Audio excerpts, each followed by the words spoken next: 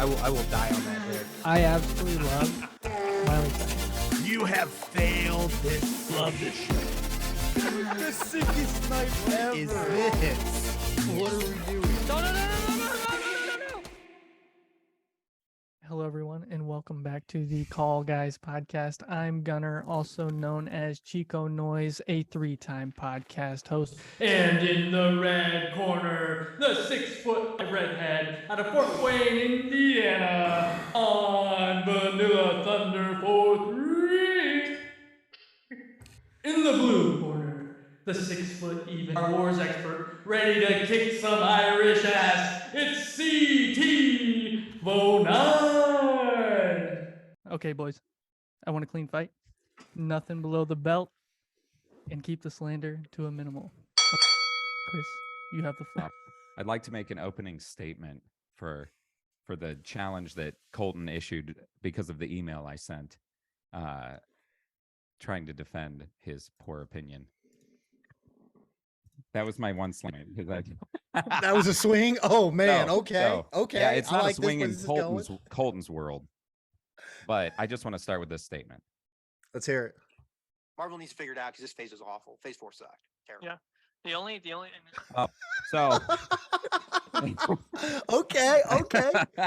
Let's go. Come on, let's bring it. Come on. for those of you who are unaware, that was Colton's opinion of what Marvel's been doing recently, including all of their recent movies and their television. So I do want to. As he scrolls through 5 pages of notes. Come on, let's go. Man. I've got stacks on stacks on stacks, brother. You know, I'm gonna be honest. I'd love to be combative right now, but I'm gonna come out full candid. Okay, full disclosure. I don't think that you're right. No, I'm not. On what really, part? On phase 4 not being good? You know, so far, you're like the only person on the podcast that's stonewalled this idea that there's no, like, DC's no good, and you really because like it's that. true. It's true. But I've got stats. But I think that really I do too. Oh my gosh, I'm excited. Like, I'm kind of curious. So here's the thing. though. We all have different measuring sticks. I didn't come on here to tell you that I think that DC's better than Marvel, because I don't think that's a thing. No, I was like 5 when I started collecting comic books. Okay. And I worked at a comic shop for like, I don't know, like 5 to 7 years. Okay.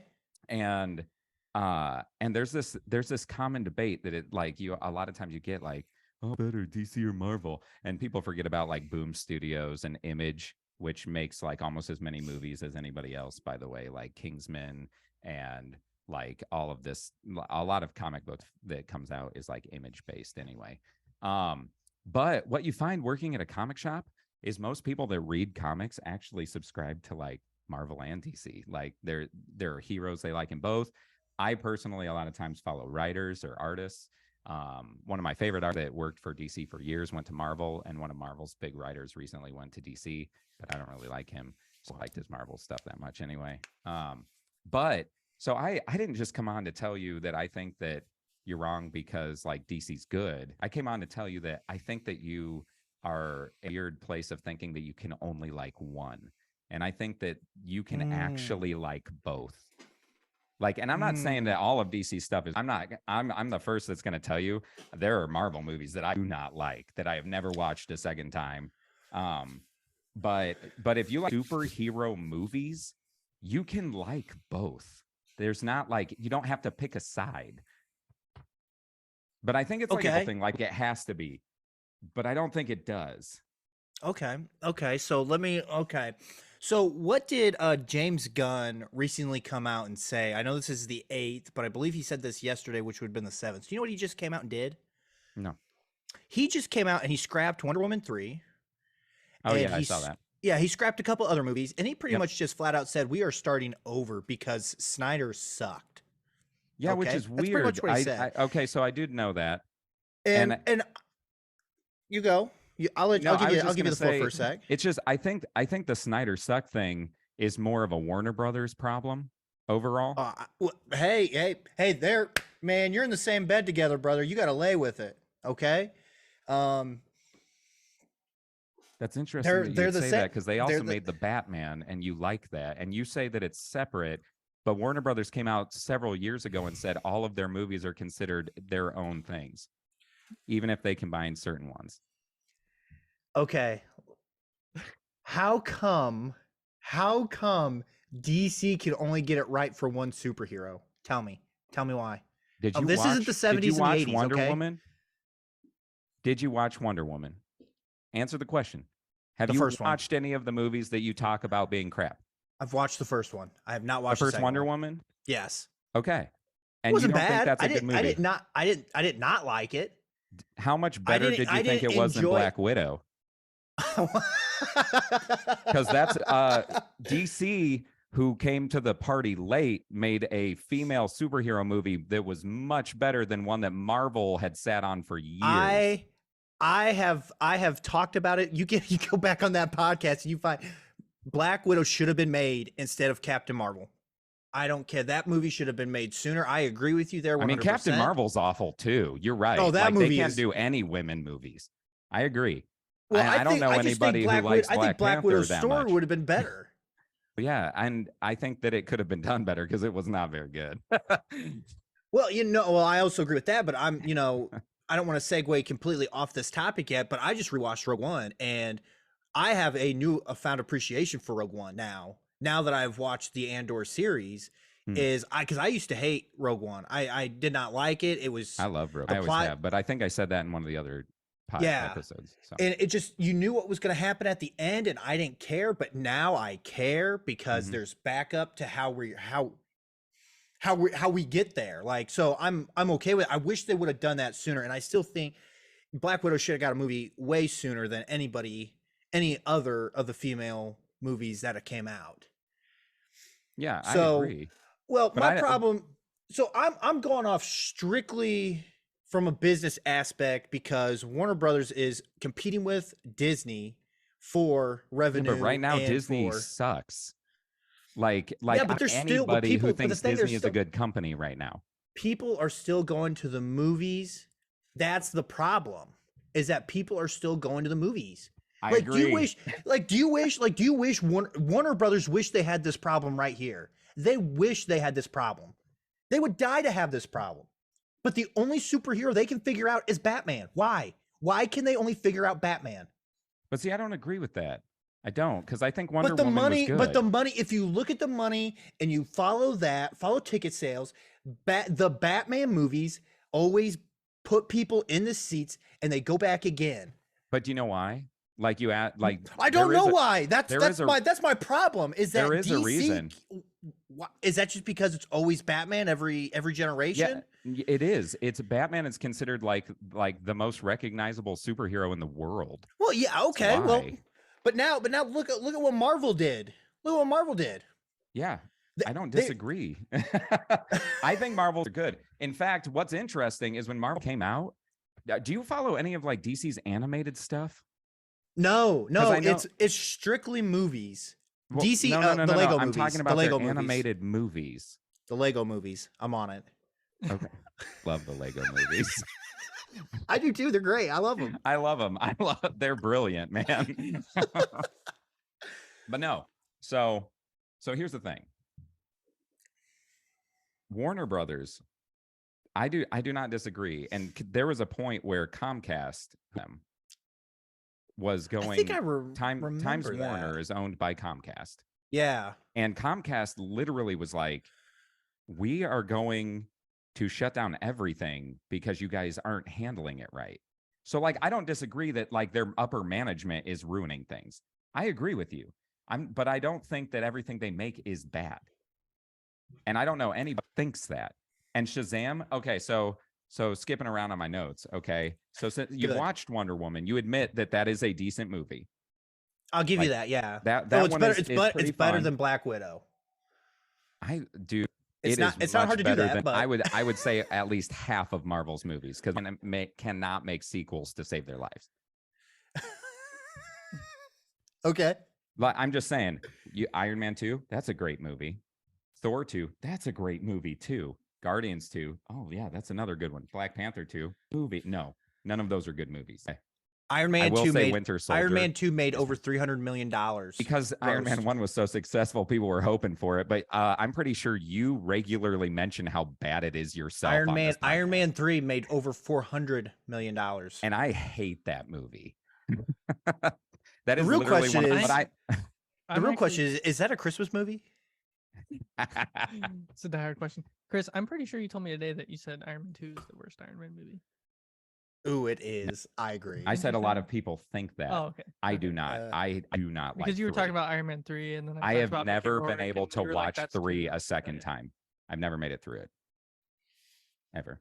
Anyway, but anyway, so when Marvel was on the rise and they were like making a name for themselves, and even now, so they're Sorry, Tony. We'll get to you in a second. I promise. Colton threw the gauntlet like 3 weeks ago. I'm here. So I'm here. But for it. anyway, one of the discussions at the comic shop, because I know that that's a place you've probably been and hung out and been part of these discussions.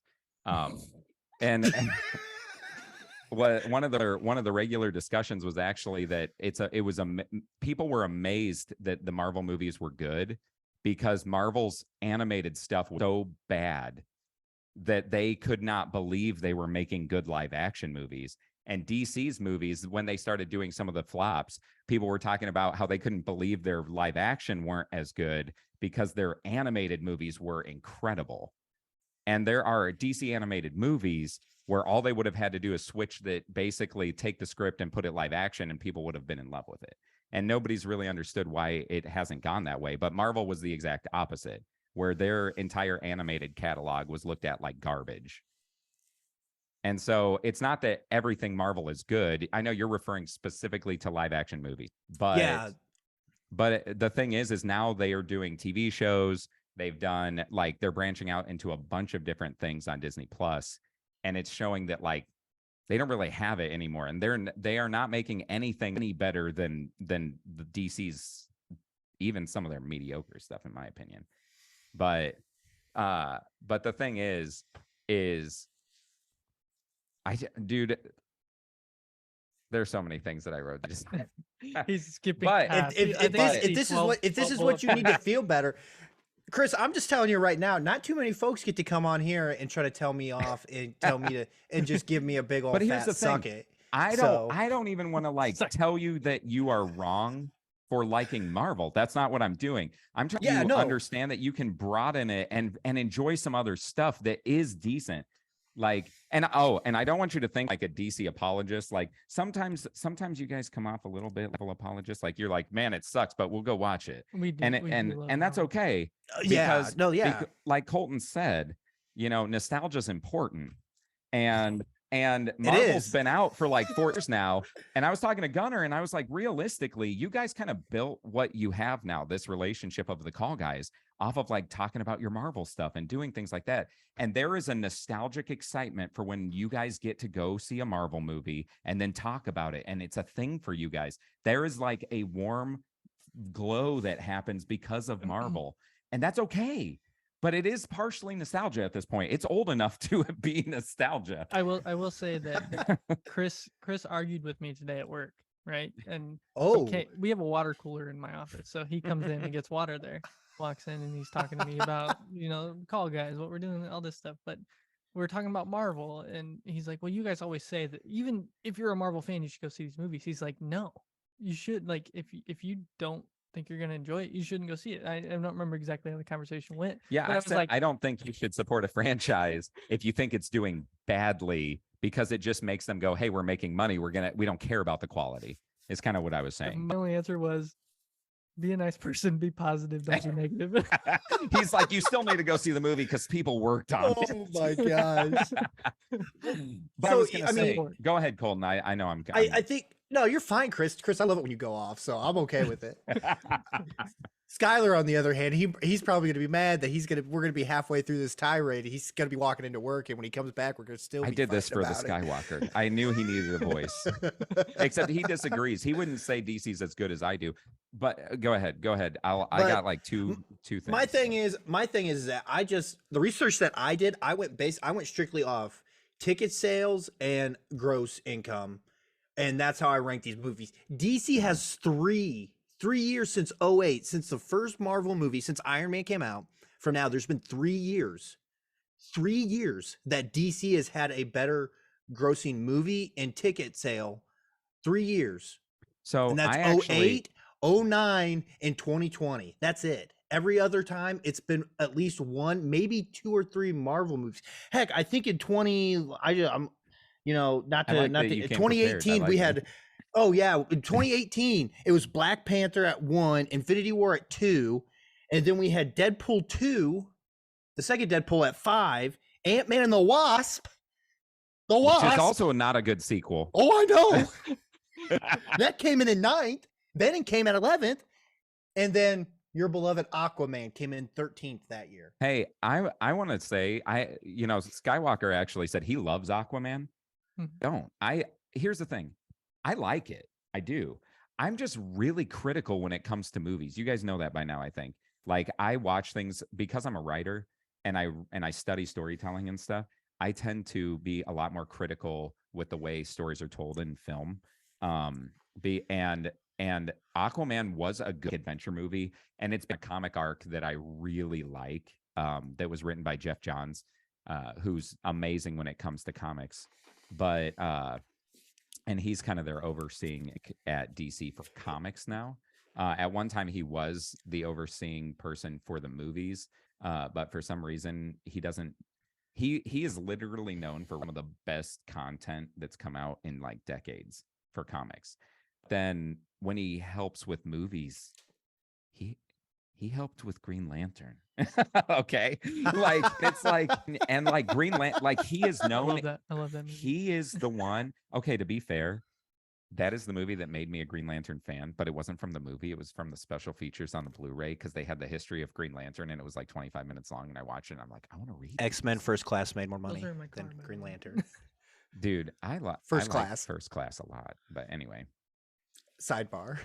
So anyway, but like I mentioned, I collected comics for a long time. So I was just excited that like we have these movies, right? And Yeah. back in the day, I collected a lot more Marvel. I was really into Spider-Man and X-Men. You know, I was a 90s kid. And I liked Venom and like all this stuff. But then as I got older, I felt like DC was a little less accessible because they do the really good world building, but sometimes you're not sure where to jump in. And so, excuse me. But what I've actually found, like if you go through my comic collection now, I wish I still had the stuff I sold a couple of years back, but if you go through it now, the majority is DC and a lot of it's Batman. I am a huge Batman fan and that's fine, whatever. Again, it's like stereotypical, I think, feel like to be like, I like Batman, but because so many people do, you don't have to like superheroes and you can like Batman because he's a detective. That's why I like the new movie. Yeah. But Same. But the thing is, like I love hard-boiled noir detective stuff. So when he was like voice of like the streets, I'm like, oh, is this Watchmen? What is this? This is awesome. I love It Watchmen. rains Watchmen's and awesome. Watchmen was made by Zack Snyder, man. Gotham City. Did you know that? DC comic. You just said Watchmen is awesome. It's I a do. it's Yes, directed by I Zack do. Snyder. In 2009, it was like the only one that came out. My problem is that they've tried to compete with Marvel, and it's obvious that they have failed Well, every sense of the way, and it's all because of Snyder. I don't know what the heck I he was doing. disagree only because I think it's more because of the studio. Because the problem is they said we can't copy Marvel. So they told Snyder, we have to introduce all these characters in the movie first and then spread from there. You can't build them. And so he's like, okay, how do I do that? You still have to take that into consideration. You just can't exclude it. Yeah, but dude, but don't blame Snyder. Dude, the Snyder cut of Justice League. I'm going to tell you right now, my wife hates the theatrical version of Justice League. She does not like it. She loves the Snyder cut. She told me, she agreed that the Snyder cut has the level of epic feel as Endgame, is what she said. And you're talking about somebody who, by and large, prefers Marvel over DC movies. And she thinks the Snyder cut is top notch. And that's the thing. is because, well, I'm assuming you didn't. Did you watch BVS? No. Okay. So if you watch BVS and you kind of go, okay, that was all right. I like it because I don't want to get into my whole Batman thing, but and it is pretty faithful to the Batman from the Dark Knight Returns comic books. Like people are like, Batman doesn't kill. Ben Affleck's Batman sucks. He killed people. And I'm like, I pull up like a panel from the Dark Knight Returns that it's based on. Batman literally smashes through a wall, grabs an LMG from a guy and shoots a guy in the head. And I'm like, that Batman did though, and that's who it is. Like it's supposed to be like the Batman who's broken after 20 years of like psycho problems. Like anyway, Just as bad. Huh? He's dressed up as a bat. Of course he's got problems. Yeah, he's got problems. And after 20 years, people have under him and he's lost it. But anyway, but because of BVS, like if you get the extended version of BVS, which some people are like, oh, that movie's already long.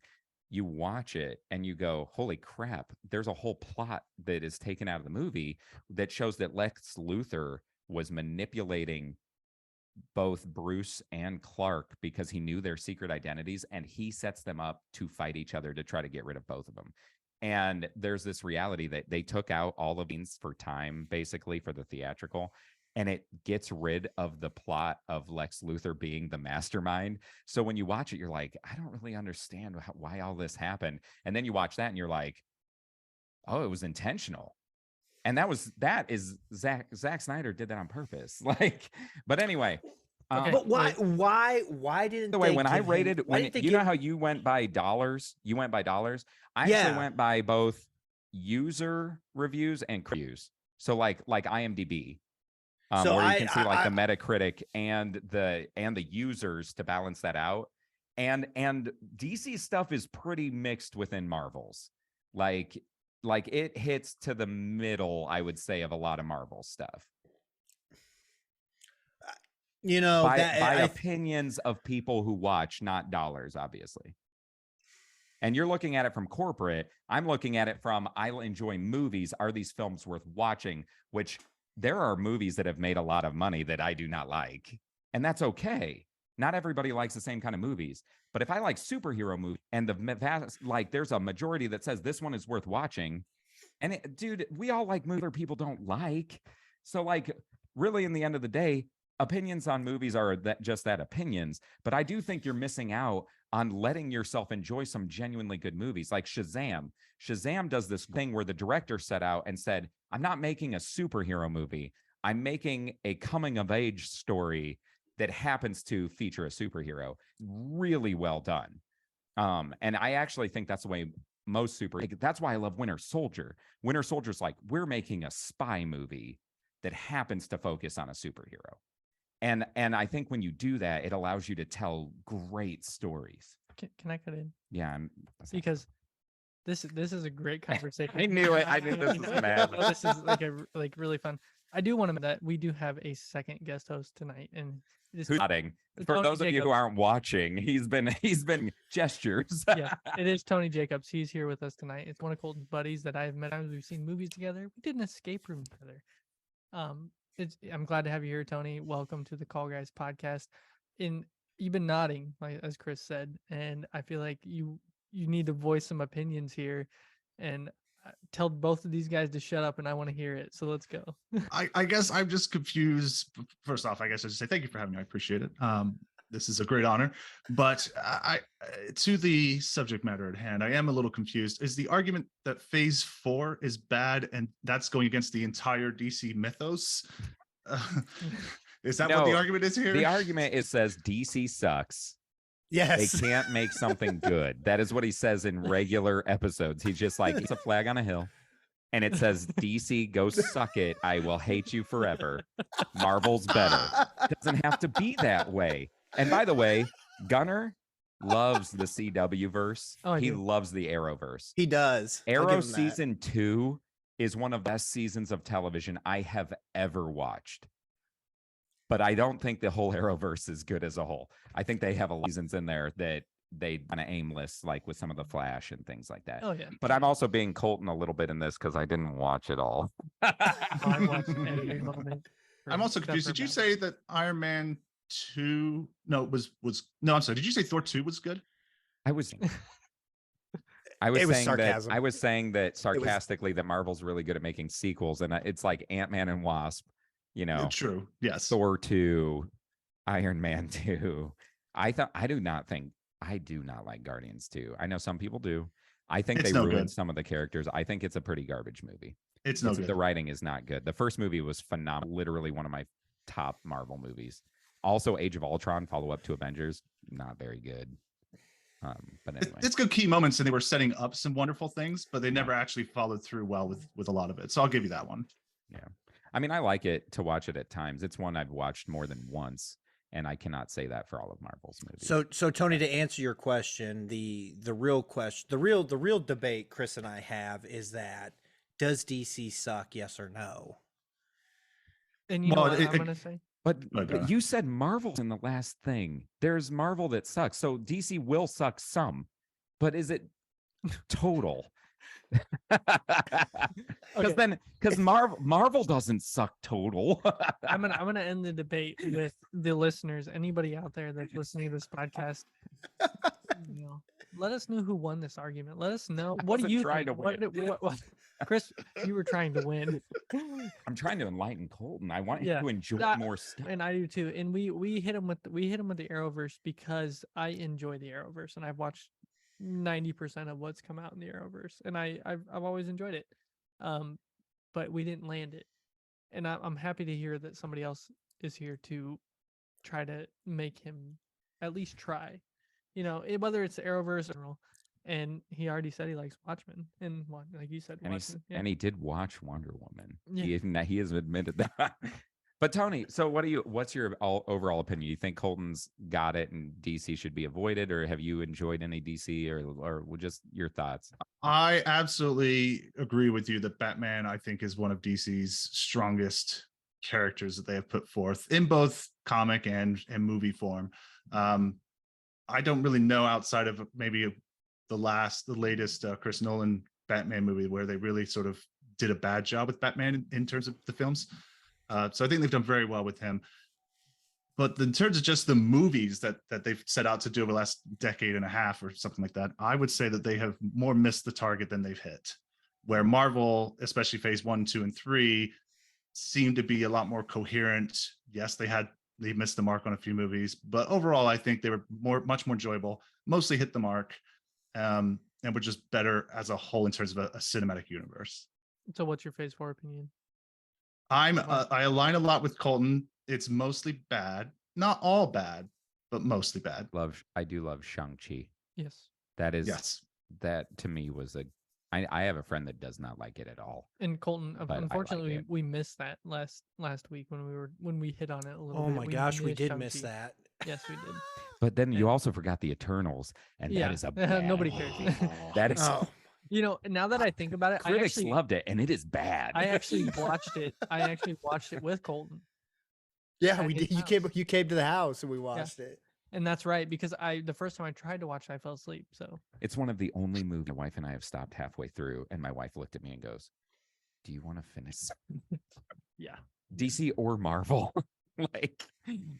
So let's get into some normal call guy stuff now. Like I said, listeners, send us an email. Let us know how that argument was. Let us know if Colton should watch some DC stuff. Let him get into that universe and just learn to love it because most people do, Colton.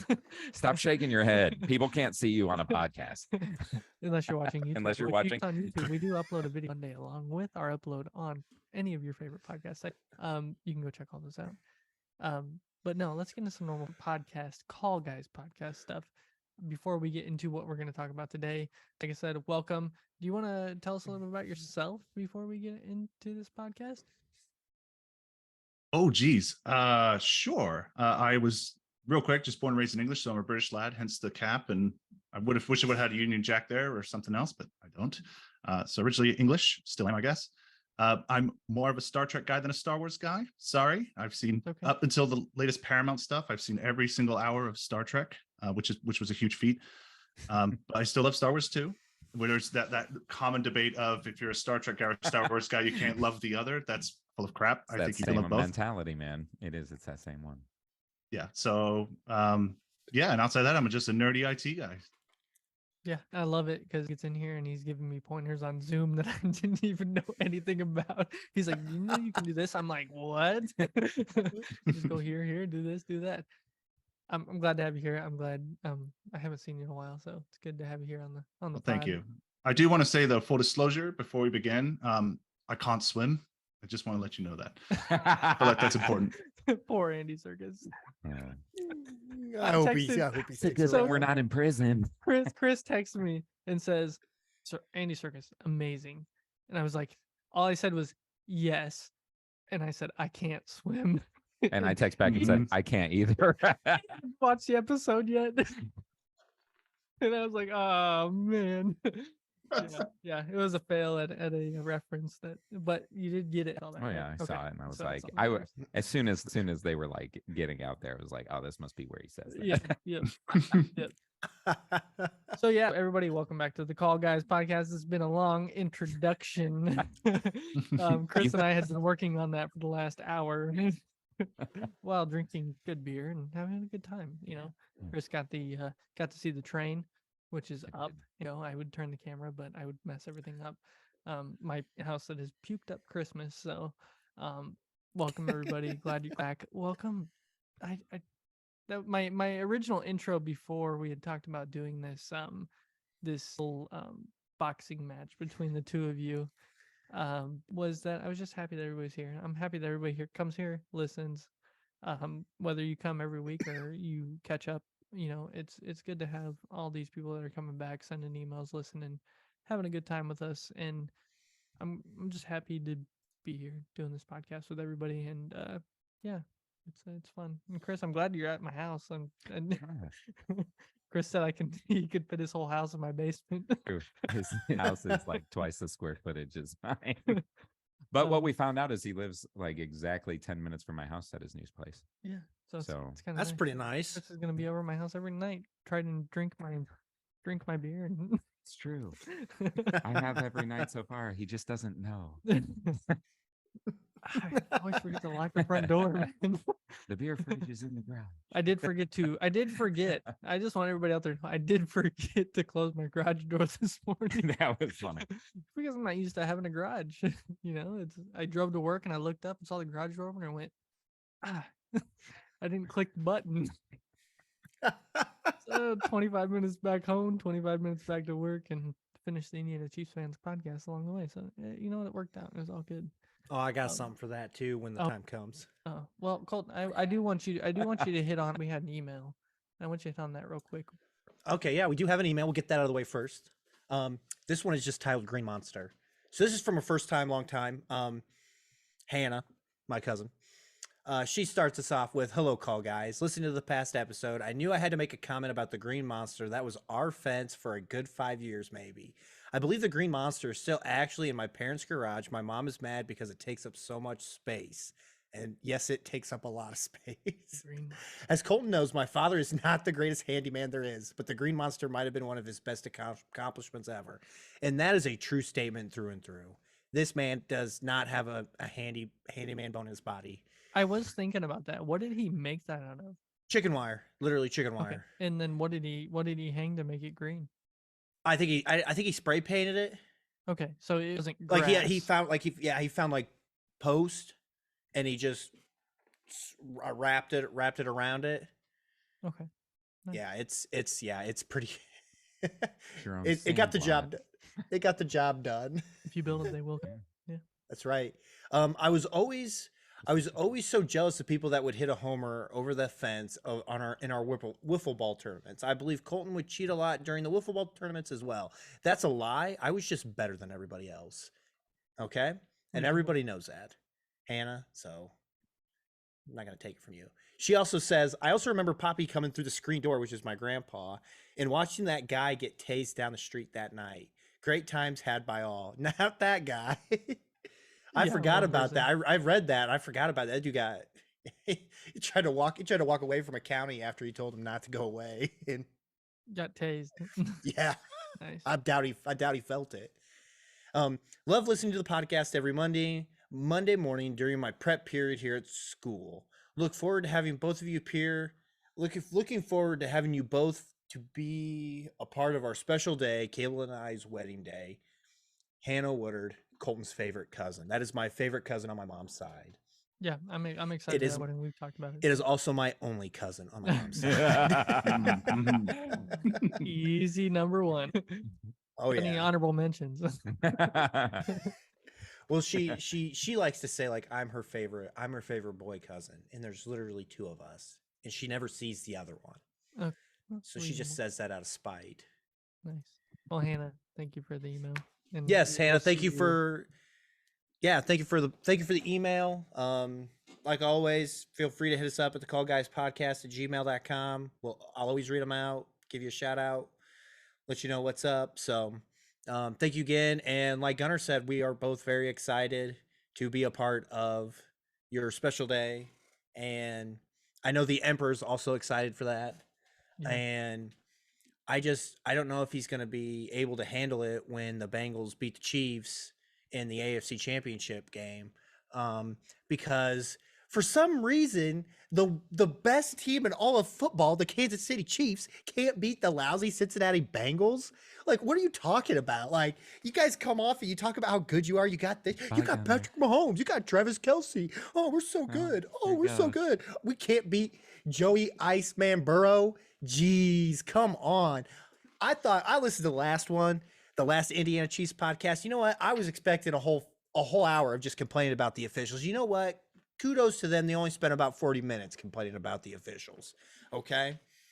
So kudos. But you know what? Do it in the playoffs. Okay? You got Patrick Mahomes, one of the best quarterbacks in the No, he's NFL not right done yet. now. You made That's it. right. Don't come You back. tell him, He's Chris. still not done. Tell him, Chris. So you got Patrick Mahomes. You are in every football game. Every football game. You should be competing every game because you have Patrick Mahomes. And here you are. You can't beat the Cincinnati Bengals. Just be thankful Von Miller tore his ACL. I just want you to know that. Be thankful.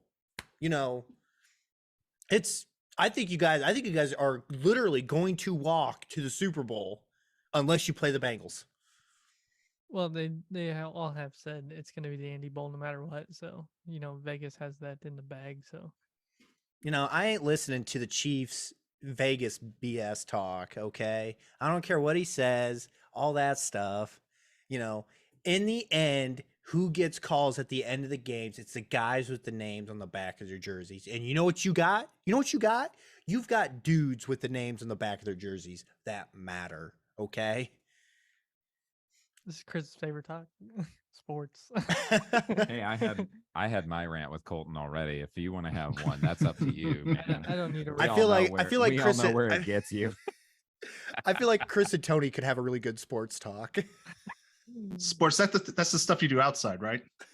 I haven't done it before. I touch grass regularly. I do. Hey, I'm proud of you. So Oh, guys, yeah. now that we're in emails and rants, and the Emperor did get Colton back for something. I'm so confused. There's these rants going on between the podcast and the Golden Mojo Network of podcasts that I'm just It's breaking from the inside. I'm lost. I am so lost in half of this. Well, Gunnar, but- I will say this: you are the lead host. Okay, there is no Oh, ifs thank you. about. There's no questions. There is nothing. You are 1A. Yeah, they Chris, you don't listen to Indiana Chiefs fans podcast, but they did say, well, Gunnar, you're kind of the lead host, and my dad, we get no conversation. I go, yes, I am the host of the Call Guys. There's no questions about it. Like I heard that and I was like, yep, there's not a false there. And they have dogging on Colton, so You're So gonna yeah, lead I just over. don't want to. I just don't want to hear it. I'm not going to listen Dang. to it. I'm not going to take it from them guys. Speaking So of the Indiana Chiefs fans podcast, everybody out there, I do have coasters. So if anybody out there wants a coaster for the Indiana Chiefs fans podcast to put on your coffee table, your island, anywhere your desk at work, I mean, whatever you want to do, Indiana Chiefs fans has coasters. So these, let me know. I will get it to you. Also, the Call Guys now has What do we got? Let me just open this up. Let the Do- crinkle of the back. Do we have Beautiful coasters thing. in this podcast? We I was don't. gonna we say, will do we got coasters now? We I will want- have stickers soon, but we do have keychains. So if anybody out there wants a keychain, I'm gonna give one to Chris, and I will get one to Ooh. Tony soon. We do have Yay. keychains and stickers to come soon. So let me know if you want one. I'll get it to you. So Gunnar, yeah. fix your camera. Oh, sorry, I moved it when I was Yeah, you reaching for did. reaching for There my- you go. That's better. You Yeah. know what you need? You know what the call guys needs? What is- Needs pint glasses. We do. Do you have them? If you go check out the Call Guys Podcast store.com, there are pint glasses on that. I didn't think website. there were pint glasses. There are. You can go get a pint glass. Were there on Call Guys originally when Podcast. it was first set up? Yes, that was one of the first things I did because I I should have known. I love beer and I will drinking beer right now. Out That's of so my weird because I remember all mug the cup. apparel, but I didn't remember the pint glasses. There are pint glasses in there. I'm gonna have to get one Yes, you should. Maybe we all should have one. for when like any of us guest star. You know, Yeah. we gotta be like the.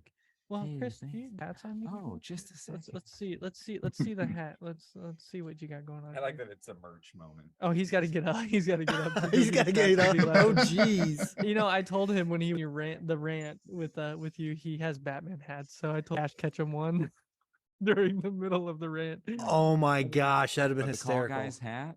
Look, That's dude, a it is sweet-looking slick, hat. man. This is a slick Ooh. looking hat. Yes. Especially on black. Gunner's got a white one, but it's old logo, right? No, I got one. Did you for get a both. new one? Yes, You get I a got new one? for both logos. Yeah, But that yeah, black one. just I think a- that just a black one's a lot good-looking- nicer. Just good looking cap. Yeah, that black everything one's a I got lot the nicer. callguyspodcast.com. You got Batman. You can get all that stuff on there. Not the Batman hats, but the Call Guys hats. Glasses, yes. Go get a pint glass. Anybody that loves drinking out of a pint glass, you don't have to drink beer out of a pint glass. You could drink pop out of a pint glass. Whatever you want. And what's Tony drinking tonight? Is that a cherry Pepsi I saw? Yeah. That's right. Yeah, that's Absolutely. right. Mm. All right, guys, I do have a question of the pod for you. Colton, you can answer if you want. I'm not going to answer this question, so it's going to be kind of directed towards the guests a little bit. It's going to Okay. It's going to go with our subject for tonight, which is Andor, which we're going to talk about in its entirety. Hopefully a good conversation, whatever we decide to talk about. But the question of the pod for tonight is, since we're covering Andor, who is your favorite Star Wars character? Ooh. Books, movies, Oh, comics, overall. I know Chris's answer. do you? I think I do. I know who you're thinking. And it's not. Well, I'll okay. go Why first. are you not? Why are you not going to answer this? I think this. I think the listeners would want to know your answer. Okay. But anyway, Okay, Tony, we'll answer- Tony, we'll answer. go- Colton, go you got Oh an no, answer? don't go to me Hold on. first. I'm sitting here contemplating like Okay. everyone I've Okay. seen. Yeah, Colton. Well, Colton, do you have an answer? I'd go. I think I've said this before, but I go Obi-Wan. Obi-Wan's I my knew favorite. it. I almost said it. I was like, he said during Obi-Wan. I'm pretty sure Yep. Obi-Wan's his favorite character. Yeah, Yeah, that's. I was so excited. I saw the trailer. I remember being so excited, and then I watched it, and then I remember thinking, "What did they do to him?" Yeah. and I Why was did just. Warner make this? I was. Yeah. Why did they get in? Who let them in? Yeah. Well, my answer is pretty easy. Jar Jar Binks. Oh, that hurts. Oh, that hurts. No, for real. You can't go wrong with the main three to me being Luke, Vader, Palpatine. But out of those three, I'm gonna say Palpatine. Really? Yeah, I just The Emperor. overall The Emperor's your favorite. in the OG 3, the OG trilogy, Palpatine. Not so much the prequel 3. Just overall, just that he's so sinister and just an enjoyable character overall. So You know, when you said the original 3, I thought you were literally going to go Luke, Leia, and Han. Is what I Mhm. thought you were Yeah, going to that's say. what I thought. too. Like, Harrison I Ford. thought you were going to be like, it's got to be between them. And then you were Mhm. like, Luke. And I was like, Leia and Han. And you're like, Darth Vader, the Emperor. And I was like, oh, that's not where I thought you were going. I would yeah, those three. They definitely didn't do any justice to Luke in the sequel 3, the Rey 3. Mark Hamill said that that's not his Luke. No, Like definitely not. when your actor comes out and says when my it's not- grandma, the biggest Star Wars fan I know, like every collectible thing Star Wars has ever come out with, her house is just full of Star Wars, says that I hated Luke in the sequel 3 movies, the Rey movies. That's when you know that it wasn't a good character, because she has loved Luke throughout. So I mean, I wouldn't say that he's a bad character. Like, he's great in the OG the trilogy, but so I mean, he's good now. He's good in the novels, but yeah, his character, the way they've written in the sequels, absolutely is just not good at all. yeah. Chris, Who do you think I'm going to say? I thought you were going to say Thrawn. I knew you'd say that. Yeah. You know, I'm probably going to say Thrawn. Because here's the thing, sometimes it's hard to be like, this villain is my favorite, but in the original trilogy that he's from, like, it's just such a compelling villain. And that's why he's like a fan favorite villain in general for the expanded universe. And it's to the point where Disney then rolled him into the new canon, and they have like 6 books out about him now. And he shows up in Star Wars Rebels, and he's going to be one of the main antagonists, like the overarching villain, I believe, in Ahsoka. And to be honest, I kept waiting for them to mention him in Andor. I kept waiting to like hear his name because of how they kind of do that. Like they did it. For those of you who don't know, but in Rogue One, they mentioned the crew of the Ghost from Rebels in the scene where Jyn Erso is like, she just got shot down, and they're in like the like air dock kind of area of the temple in Yavin 4, and she's walking out, and you hear a page where they're like, they call their team in, like the team from the Rebels cartoon show, in for a meeting, and it's like a little Easter egg that they're mentioned in the movie. So I'm super excited to see them live action in Ahsoka. But yeah, Thrawn's just so brilliant. And Disney's done kind of this thing where, since they knew fans liked him, they kind of made him a more sympathetic villain. He ends up having like this ulterior for why he does what he does with the Empire in the Disney canon. Where in the originals, he's just absolutely brilliant. And he's like the only alien that ever climbed the ranks of the Empire, because the Empire is pretty like specious. They really don't like aliens. Yeah. Usually you have to be human looking to do anything. Who's the blue guy? Yeah, no, for real. Like there's people that like immediately are like, I don't like this guy. And then he's like, the rebellion literally can't beat him in the books. And the way that he's defeated I know that the books are like old. And I know you guys say like spoilers don't count after so many years, but if there's any Star Wars fans that listen and they haven't read the original Heir to the Empire trilogy and they're readers, dude, I'm not going to spoil how it ends because it is so good. Colton, I did tell Chris that I'm going to get the Thrawn books and read them, because he's told me how good they are. Even the Disney ones, like the newer ones that set up his origin and how he starts in the Empire and climbs the ranks, and they have him working with Darth Vader and stuff. It's really good. So Colton, expect me to read some books. No. Yes. You read a book and I watch a DC movie. That's what will happen. Dude, I will take you up on the book if you watch. Oh my god! Like that's a pretty safe bet. I would have to sit there with Chris, and then I would have to have a test that proves that you read the book. And if you scored well enough, I would watch a DC movie. Hey, or I would watch a season. I would watch a season of Arrow. A season of Arrow. So you'd have to start with season 1, which is not as good as 2, but you can't appreciate 2 without 1. So yeah. Dude, here, okay, before we jump in Andor, I do want to say. Oh, sorry. Tony? Oh, that he said he was thinking. That's my bad. I'm so sorry. No, you're good. Sorry. Oh, sorry. Well, I haven't seen any of the animated shows, so just setting that up as sort of context. I've seen all the TV shows, I've seen all the movies. I haven't really read the novels, so technically, in terms of the giant scope that is Star Wars, my amount of characters is sort of stuck to the sort of big pop culture ones. So immediately, what of course comes to mind is Han Solo, but not because of Han Solo himself. It's because he has the keys to the Millennium Falcon, which for those who watch the podcast will see the big Millennium Falcon poster behind me. Yeah. That is a pretty ship, and I am so jealous of him. But he's also funny and charismatic, and has this awesomeness when he's on screen with him. So that. But if I had to pick a sort of going against the big guys that are, of course, top bill in all the movies, it would definitely be Darth Maul. Just the dual sabers, his presence on screen. He's just amazing. Dude, That's a good answer. you should watch the Clone Wars and Rebels then, because Darth Maul's awesome in those shows. Isn't he dead? No, I know. he might have got cut in half, and for a little while, he's a giant mechanical spider. Mm. No joke. But he's awesome, and you get to meet like his brother, who's Savage. He's a kind of a cool character too. Yeah, that is. We've talked about that before. That duel, the Duel of Fates, is the best scene of any Star Wars film. To be honest, it's just so good. The Exactly. music I score. don't know that you can Like, argue with that. No, And that's why everybody that saw the Obi-Wan trailer said this is going to be a great show, because it was the true. exact role, just the music of the actual trailer itself. Yeah, That was the reason people were so excited to see that show. oh for sure. Nostalgia, Colton. I almost said it. It just stirred like it's such an epic thing that like when it just like So epic. it gives you like goosebumps. It's so good.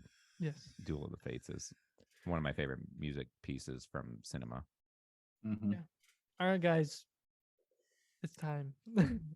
Piss off. Are we an hour in? Or Wow. Yeah, We're I know you told me that you wanted Colton and our debate go like 20 minutes is what you told me. Yeah, I'm pretty sure It went like 40. it went like 30 is what I think it clocked in at. Yeah. Is about that. Tony just nodding, smiling. Just none. Just I none. want to introduce Tony. Come on, guys, stop. You should have started with it. Well, so Colton was on the phone with me before we did this podcast. He said, "This is what we're going to do. We're going to have this little banter back and forth, and it's going to be the showdown." And I'm just like, "Okay, so I'm just going to observe. I'm not going to say anything. Just going to sit back and let it happen."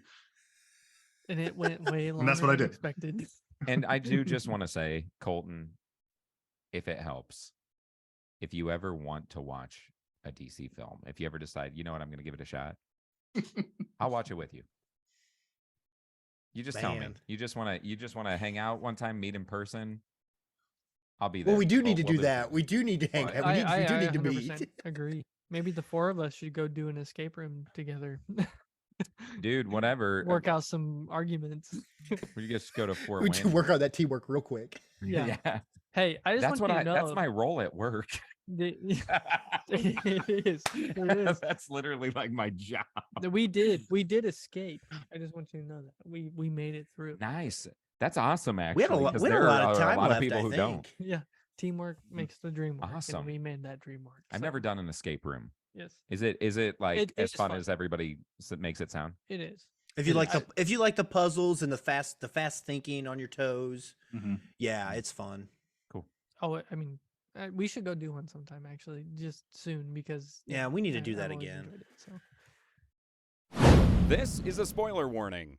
If you have not watched the show or film that is being discussed, go check it out and come back to listen to this installment of the Call Guys podcast. All right, let's do it. Let's talk about Andor. How many episodes? 12 episodes. All Of- 12. One of my new favorite Disney Plus shows. Except for the name. Because every time you say, "Yeah, I watched Andor," and they're like, "Andor what?" And it's like, no, it's not Andor. It's Andor. It's his name. I've literally had people go, Andor, and I'm like, no, Andor. Yeah. So I don't know how we're gonna start this conversation, but overall thoughts. What do you guys want to talk about first? I'd say because I teased it last week, and I think this is one of my favorite Disney Plus shows. Does anybody disagree here? Gunnar, we just kind of got your take. Chris and Tony, do you guys not like the show? What are your guys's? Are you guys more closer? This is one of the greatest shows that Disney has done, or are you more towards the, this is around more like the Book of Boba? Well, that depends I where would you have rank put. Book of Boba, right? I mean, Uh, I would put Obi-Wan below Book of Boba. See, Like, I've got Obi-Wan just a hair above Book of Boba, just Obi-Wan because it's had Obi. those good moments, but like, No, I would definitely that if I was comparing, is it Mando? Is it Obi-Wan? well, Colton and I religiously call Book of Boba Mandalorian 2.5 because it Mhm. is. Yeah, but see, that doesn't ruin it for me. Yeah. If anything, that Correct. helps it a Yeah, little bit. exactly. That's why Correct. maybe. And I know it's a that's what hair Colton above, doesn't like is but that they had to do it. yeah. But go ahead, Tony. You go first. So I remember watching or hearing this show being announced and thinking, like Cassian Andor, like I love Rogue One. Just also, that's very important to say. I loved Rogue One. I thought it was the best movie I think it's the best Star Wars movie that Disney has put out. Just yeah. hands down, best movie. No question. But then they announced it was a show about Cassian Andor, and it's like, well, I liked Cassian. He was an okay character. I guess I'm interested in it. But of course, then they shortly announced Obi-Wan after that. I'm like, oh, there we go. There's the show. That's the show. Obi-Wan's going to be the best show to watch. But no, this show was amazing. From start to finish, it was fully unexpected. I was thinking it would be like a 6 out of 10, and it's just a solid like 9.8 out of 10 for me. Nice. You're gonna say Nice. No. Right on. Right on. I was trying to think of the question I was actually going to ask. Tony, episodes 1 through 3, when Chris and I first talked about episodes 1 through 3, we were talking about how those 3 episodes combined and was almost like watching a film, watching a full-length movie. That's what a lot of critics were saying. Yeah. That's what what the early reviews. What did you think of the first 3 episodes? Did they compare to the end of the season, like everything from 4 through 12? They definitely compared to the season. Yeah, I would agree with that fully. I was trying not to give my opinion before. So what did you think of 1 through 3 and then 4 through 11? So I will admit that the big criticism of 1 through 3 that you normally will see is that it's a slow burn, like it's really got boring. I do think that they've at times went a little too far into some of those stories and some of those scenes, and they probably could have trimmed it down a bit. I really think they could have been 2.5 episodes to balance everything out instead of 3 full-length ones, or just condense it down to a really long first episode. But no, I really liked the world building. At first it seemed like, where are they going with all this? But then they paid it off in the 3rd episode for sure.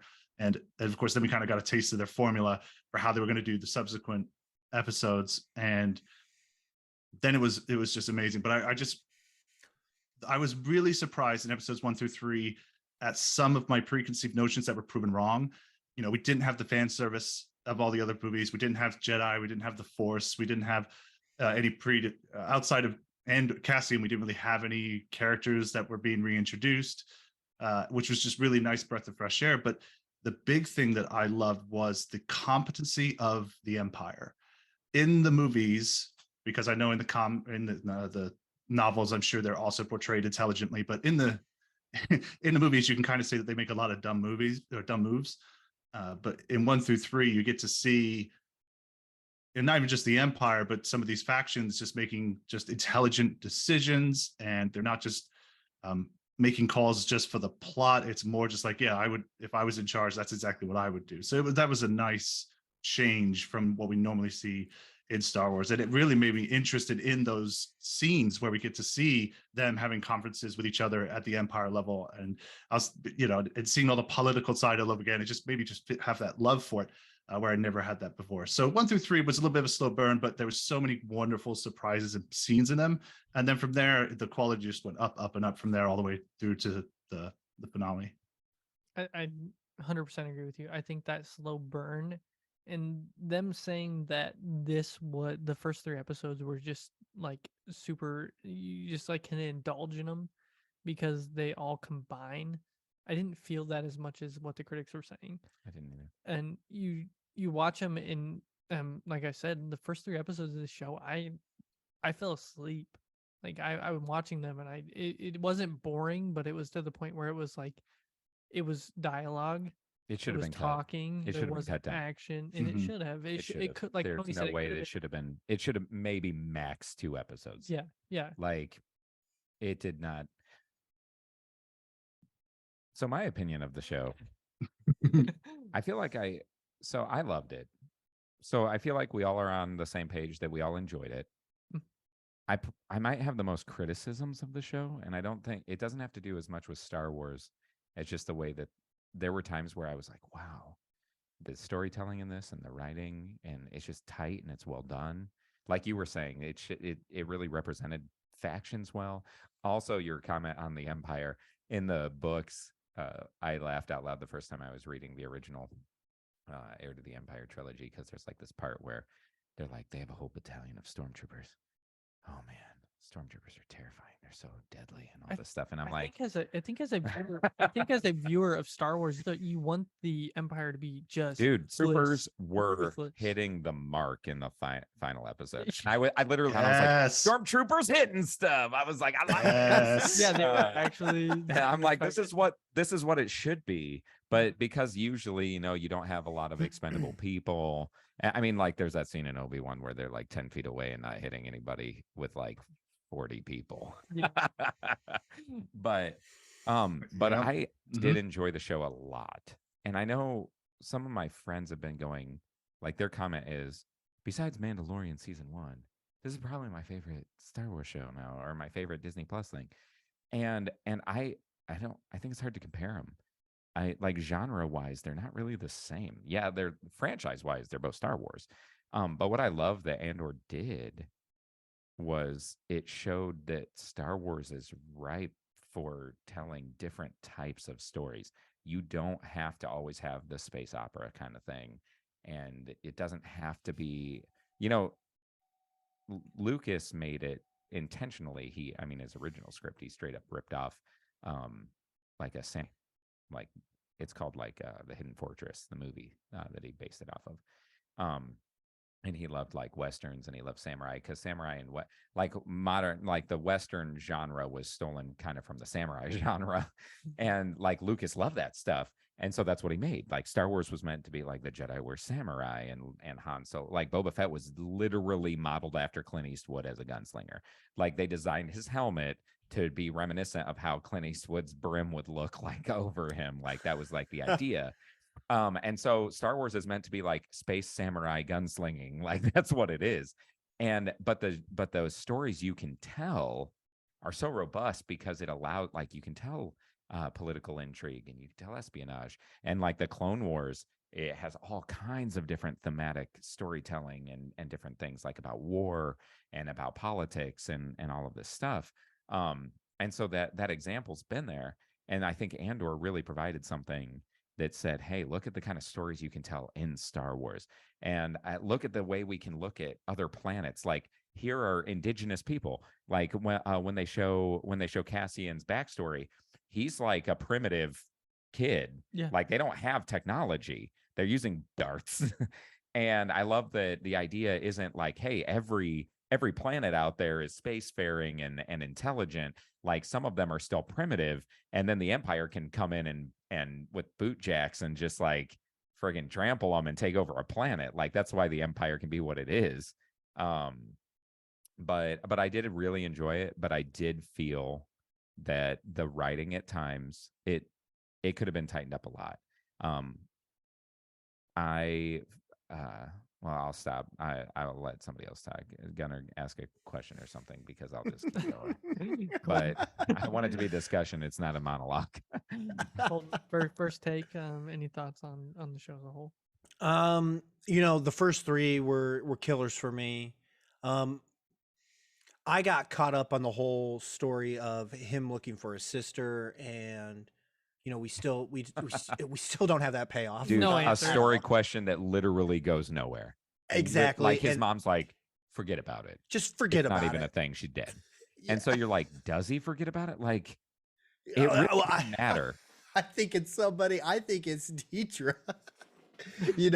I'm just guessing. Dude, like, that would be friggin' nuts. I know, like I I would not like that. because the only I hate those thing kind of coincidences on that level. well the thing that is that why is it such a thing and yet we still don't have the payoff? Like it's gotta be somebody but big. that writing, that's the bad Well, writing. don't get It has a lot of we'll get good to bad writing. We'll get to bad writing here. It has a lot of good writing, but it does have some bad writing. It Yeah, does. and to me nowadays. Everything. and that's the one thing I hated about the first 3 episodes because they tell you to watch the first 3 as a movie, and I stopped after the first one like a solid week, and then watched 2 and 3, and I'm like, I watched 2 and 3 back to back, and I was like, I don't think this would have helped if I would have watched all 3 all together.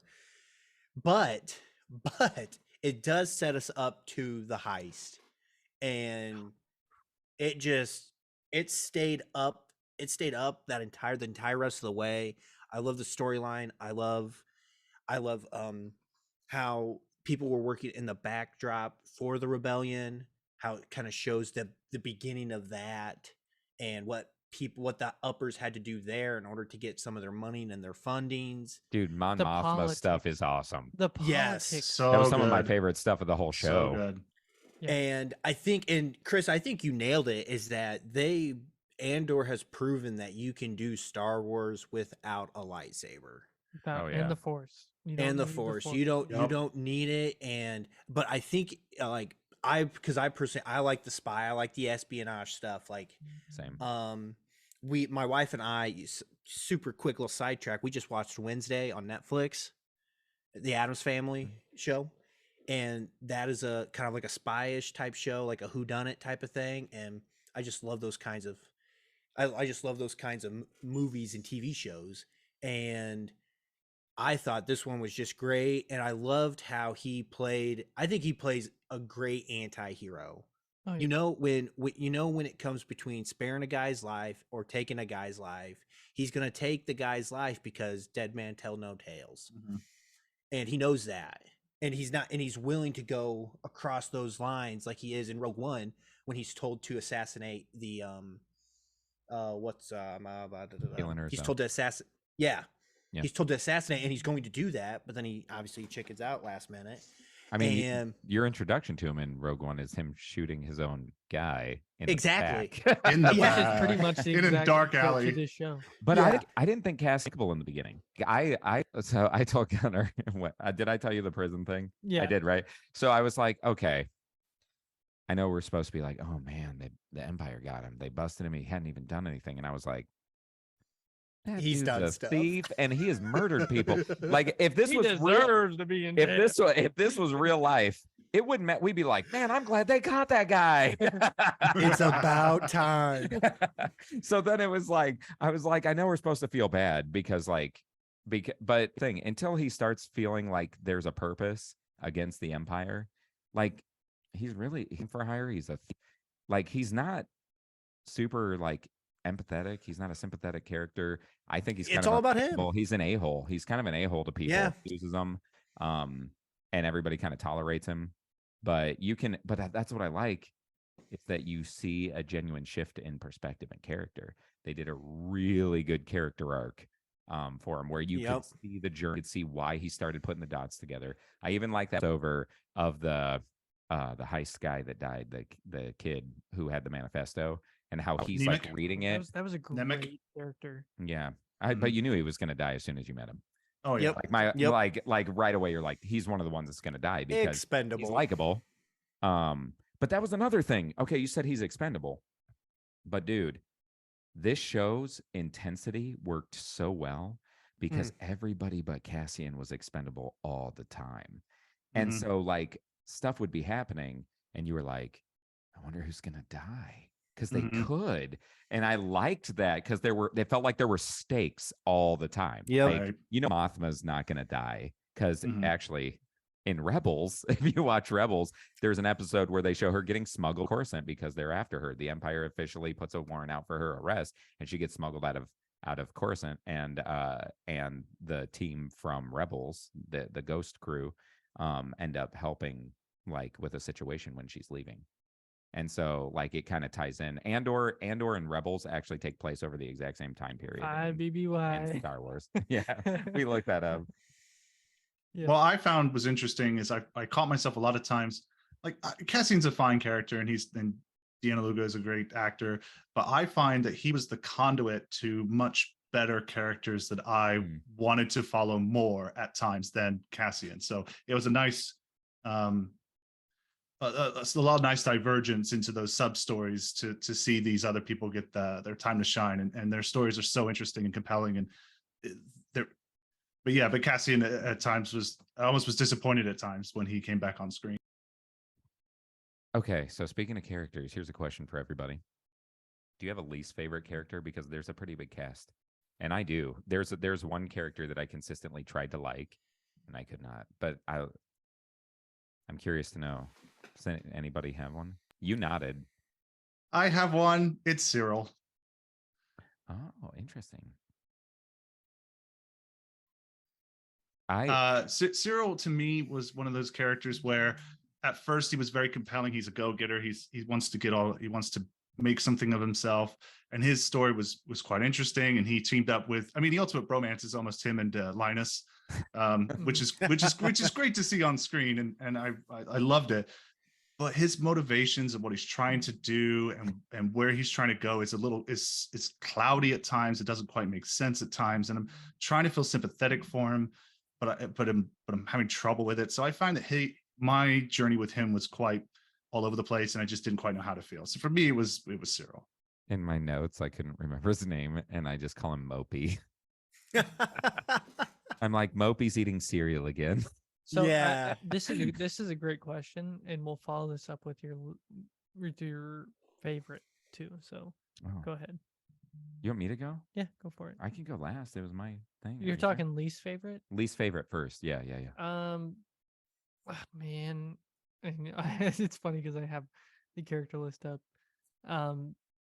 You know, what about you, Colton? Do you have Cyril? a least favorite? I Cyril.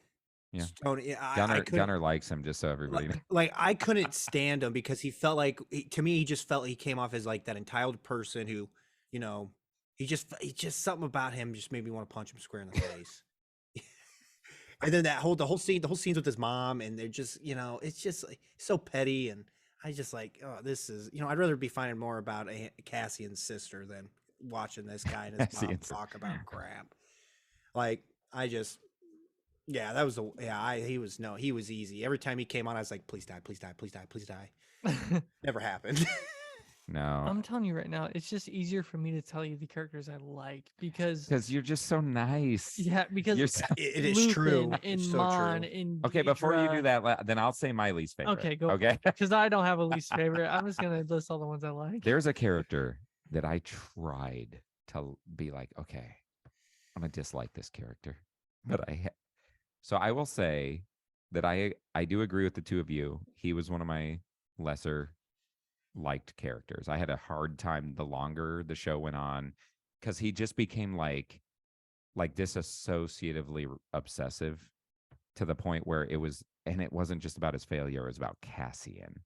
And that also, I have some notes that pertain to that a little bit, but you know, I just could not get behind this character, and that's Vel. I tried to like Vel. I know that the scenes that you were meant to like her more were when she was with Mon Mothma as her cousin. But like, dude, she is so toxic as a person. Like, even her relationship with Cinta, where Cinta's like, I believe in what I'm doing, and that's all that this is the mission. And Val's like, why are you acting like the mission's more important than me?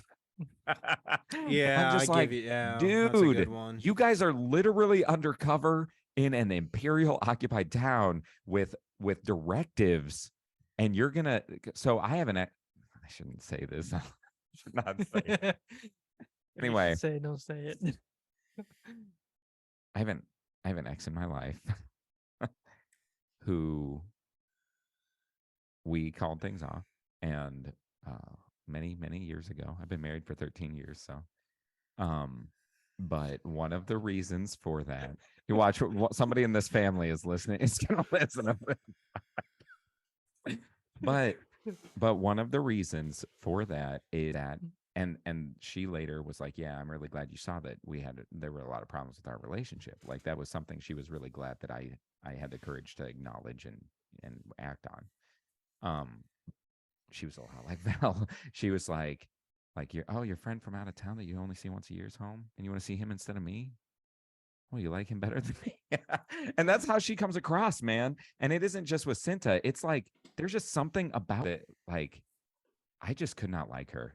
And I found it intriguing. I love the twist, like some of the moments when they're like, "Oh, your cousin's here." I love when it was her, and you're like, "Oh man, okay." So there's like a Luthen to tie to the two of them, and I thought that was cool. And because then part of my question was, well, did one of them introduce the other to Luthen because like their leanings or something? I love when you find out she wasn't just some like when you meet her, you think maybe she is just some farmer on the planet that wants to fight back. Like they don't establish that they brought people from all over like immediately, but then you find out they all are kind of from different backgrounds. And so I like that you find out that she's actually this like integral agent that Axis uses for different problems. I think the moment you really enjoy that character is when with Mon, when she is with Mon and she's interacting with Mon's daughter. I think those are the moments that you enjoy that character. I still didn't like her. That's but I think there are moments where that character can be where she is the okay. closest thing to likable. Yeah. Okay. I think one of the things with her character, especially for me, is you don't know who's she's with. Like, is she more like siding with Luthen? Is she more siding with, Mon Mothma? It's like, where is she there to manipulate Mon Mothma? Is she there to just get more intel from her? Like it seems like we don't have Vel fleshed out fully yet to understand the motivations of her yet. But I agree with you on that. I'm wondering if she'll be a bigger character if they do a season 2. They will. They you can are. tell. I mean, there's no way they're not. And what'll happen between her and Cassie, and what'll happen between her and... now that he works for Luthen. Yeah. I mean, it could get really interesting. So Colton, did you give your least favorite? Yeah. Okay. Yeah. I'm lost Mopey. because I was just Mopey. thinking like of Brits, and I will say that Diego Luna did a great job. Oh yeah, he did a great job in absolutely. Rogue One, and I love him Yes. in Rogue One. But I'm gonna go to Stellan Skarsgård as Luthen, and I think he did amazing. And his character, I love that he, although he just went and put on a wig to be a different person, Dude. like I really did. I enjoyed him, and I enjoyed that he was playing the background the entire time, and he was the one that was running everything, along with Mon, along with Cat, along with the guy with the mustache and the the ISB. the ISB. Yeah. Like I enjoyed it. I enjoyed him as a character, and you go back to Marvel, him being, oh gosh, give me the name. Eric Selvig. Yeah. There you go. Just that fact that he's in there, and when you see him, you're like, you know who it is, and you're enjoying watching him and running the antique store or whatever. Dude, I like that as a front. I did. That was cool. I thought that I like that too, because you talk about a place where you can spend a lot of money and no one says anything, but Yep. And the type of clients that are coming through, you know what I mean? Like exactly. It's not suspect for Mon Mothma to visit that place. But even like the call between his like girl there. Yeah.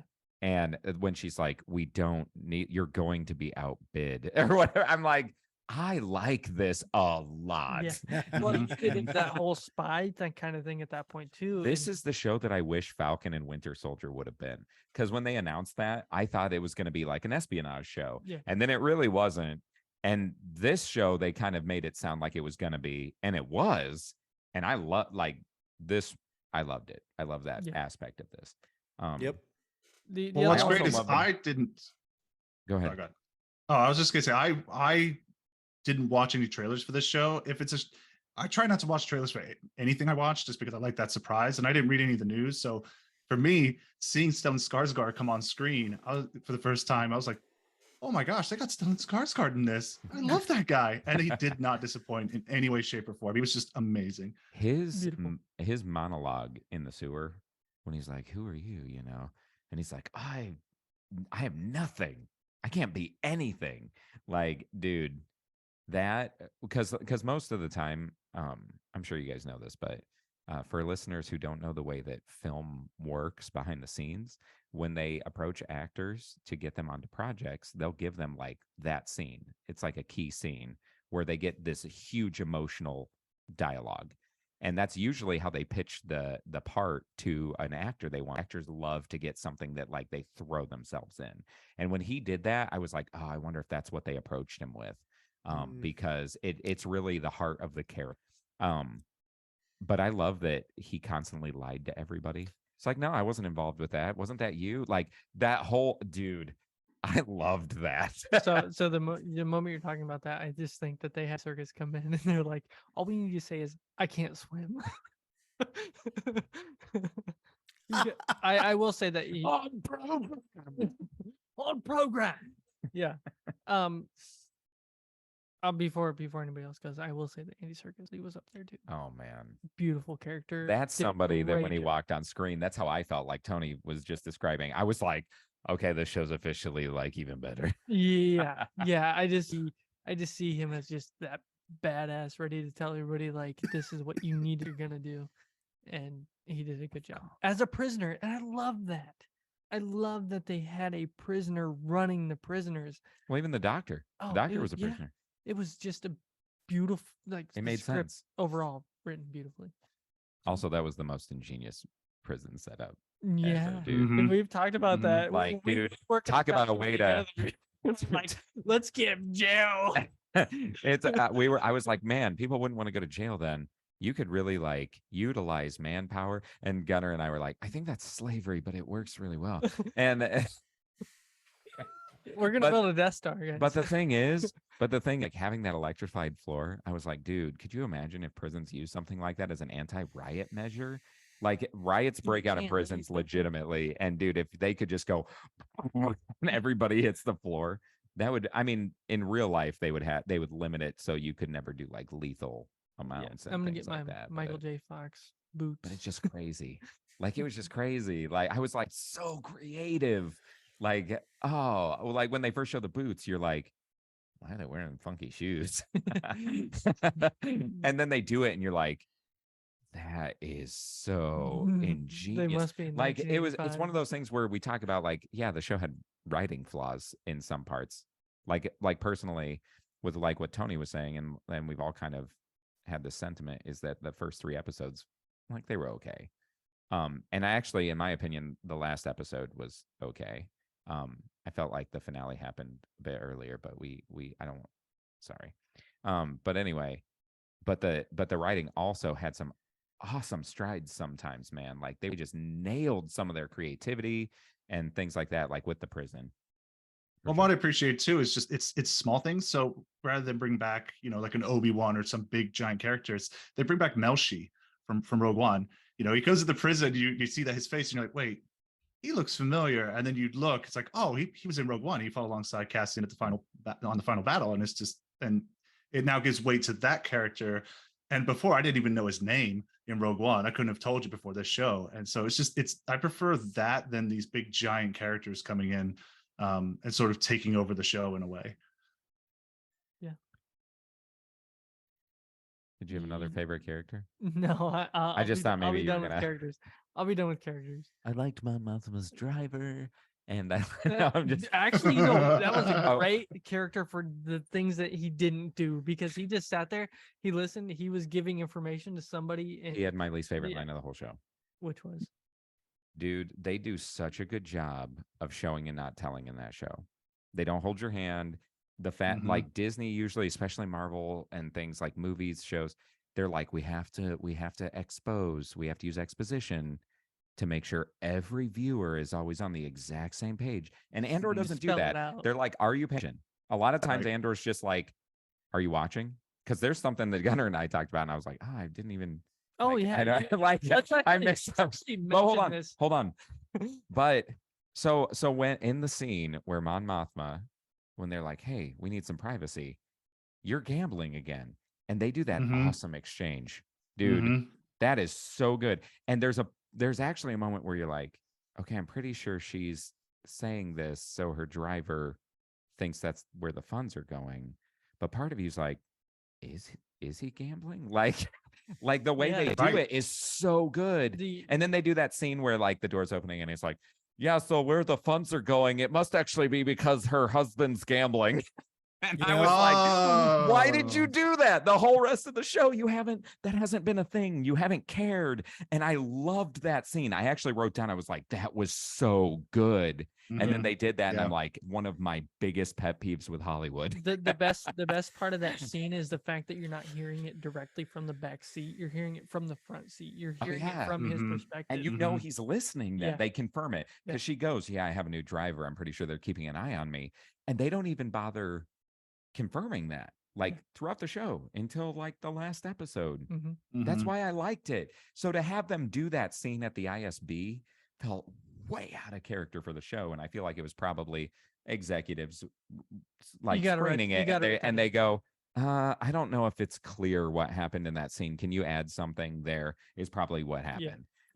But they do it so little that to me is almost jarring because I'm like, oh, that's one of the things I hate about stuff. But you wanted that I totally missed the Cinta being a waitress thing. Yeah, so we're talking, and Chris had said something. I had some Andor videos on when he got here this evening, and he had said something about, well, I didn't like they just like jumped the gun on. I talk about when Cinta stabbed the ISB guy, the ISB officer. And where he's like, "What are you doing here?" And then she stabs him, and I was like, "Yeah," I was really like, "Oh." How did what does he that know, mean? How did he know her? And he's like, did you see her as a waitress? Like she was working at the cantina the entire time while he was sitting there. And Chris is like, I must have not been paying attention. So to be fair, I watched the first 2 episodes when they came out. And then 3 months passed or whatever it was. And I didn't watch any of it. And I didn't have Disney Plus anymore. So in the last week, actually, it was like since what, like Sunday? Yeah, it was Saturday. I had to watch all of Andor to do this podcast. And I don't actually have a lot of time to watch television. I have small children, and Andor isn't the kind of show you watch in front of small children. It doesn't have a lot of overtly bad stuff, but like it's just not a show. One, you have to pay attention, right? Like, and 2, there are some moments where you're like, I don't really need that in front of my kids. And the problem is I normally don't watch like partial episodes and just fit things in here and there. And I had to with this. There are times where it's like, oh, I have 15 or 20 minutes before I start work. I'm going to pull it up on my phone, which I never watch stuff that way. And I had to fit it in. Yeah. So I told him, I said, it was probably just in those moments, like those scenes happen to fall in those moments where I'm watching it in a way I normally wouldn't. Which is disappointing, but my wife didn't watch it with me. She watched here and there. So I liked it so much. I told her I'd really like to go back and watch it with her, get her thoughts on it. So I will pay more attention to Cinta being I would actually count this as a rewatchable show. I would like, too. I think it's something you can go back and rewatch, like when season 2 Skip the comes first 3 out. episodes. Yeah, when season 2 comes out, go back and rewatch season 2. Recoup what had happened and remember exactly what went on during season where 1. Characters end up and things like that. I think overall, and Colton and I said it last episode of the Call Guys, is that this is my favorite Disney Plus show of all time. I love The Mandalorian. I'm not gonna, Andor is? Yeah. I would say that cool. Andor has taken the cake for the best Disney Plus show so far. Tony and Colton, do you have favorite characters? Before we didn't say mine, but Gunner. So I mean, Gunner really took it there, but yeah, mine was Luthen because I felt like he was the puppet master. Yeah. And you're right when he was lying about, well, I don't know what happened there. That was you. That wasn't you. Like, I'm all here for that. Like, because I feel like that's how. Oh crap! Oh jeez, about knocked the mic down. But I just feel like that's how the rebellion had to operate. Is that you trust everyone, but you trust nobody at the same time, and you're still playing everything super close to the chest. And I just love how he played that role the entire time through and through. And he still is stacking his team up to to have him have most of the cards when he needs cards to play.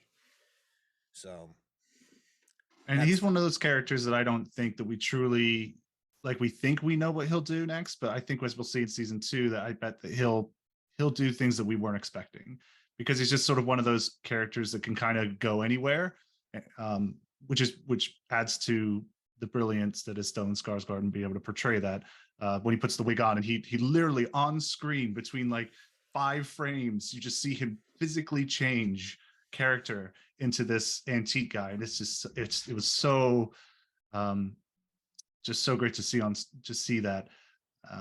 But yeah, I think he's also probably my favorite as well. Between him and Mon Mothma, those two were probably the ones that I was always excited to see on screen again when they popped up. I'll probably jump on this train and just say, and say that I would say he was one of the highlights for the show too. I really, but I will say, I don't know, it might be Mon Mothma.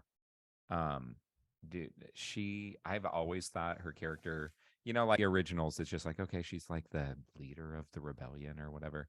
Then there's in the Heir to the Empire stuff, there's actually some real conflict with the fact that she's leading, and some people have issues with some things she's done in the past, and like they were slighted by her or felt like that she kind of undermined them to take the lead of the rebellion.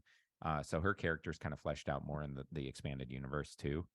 And so seeing her in one of the things when they announced that Mon Mothma was going to be the other focal point along with Cassian, I immediately was like, oh man, I have always wanted to see kind of the rise of the rebellion inside the Senate.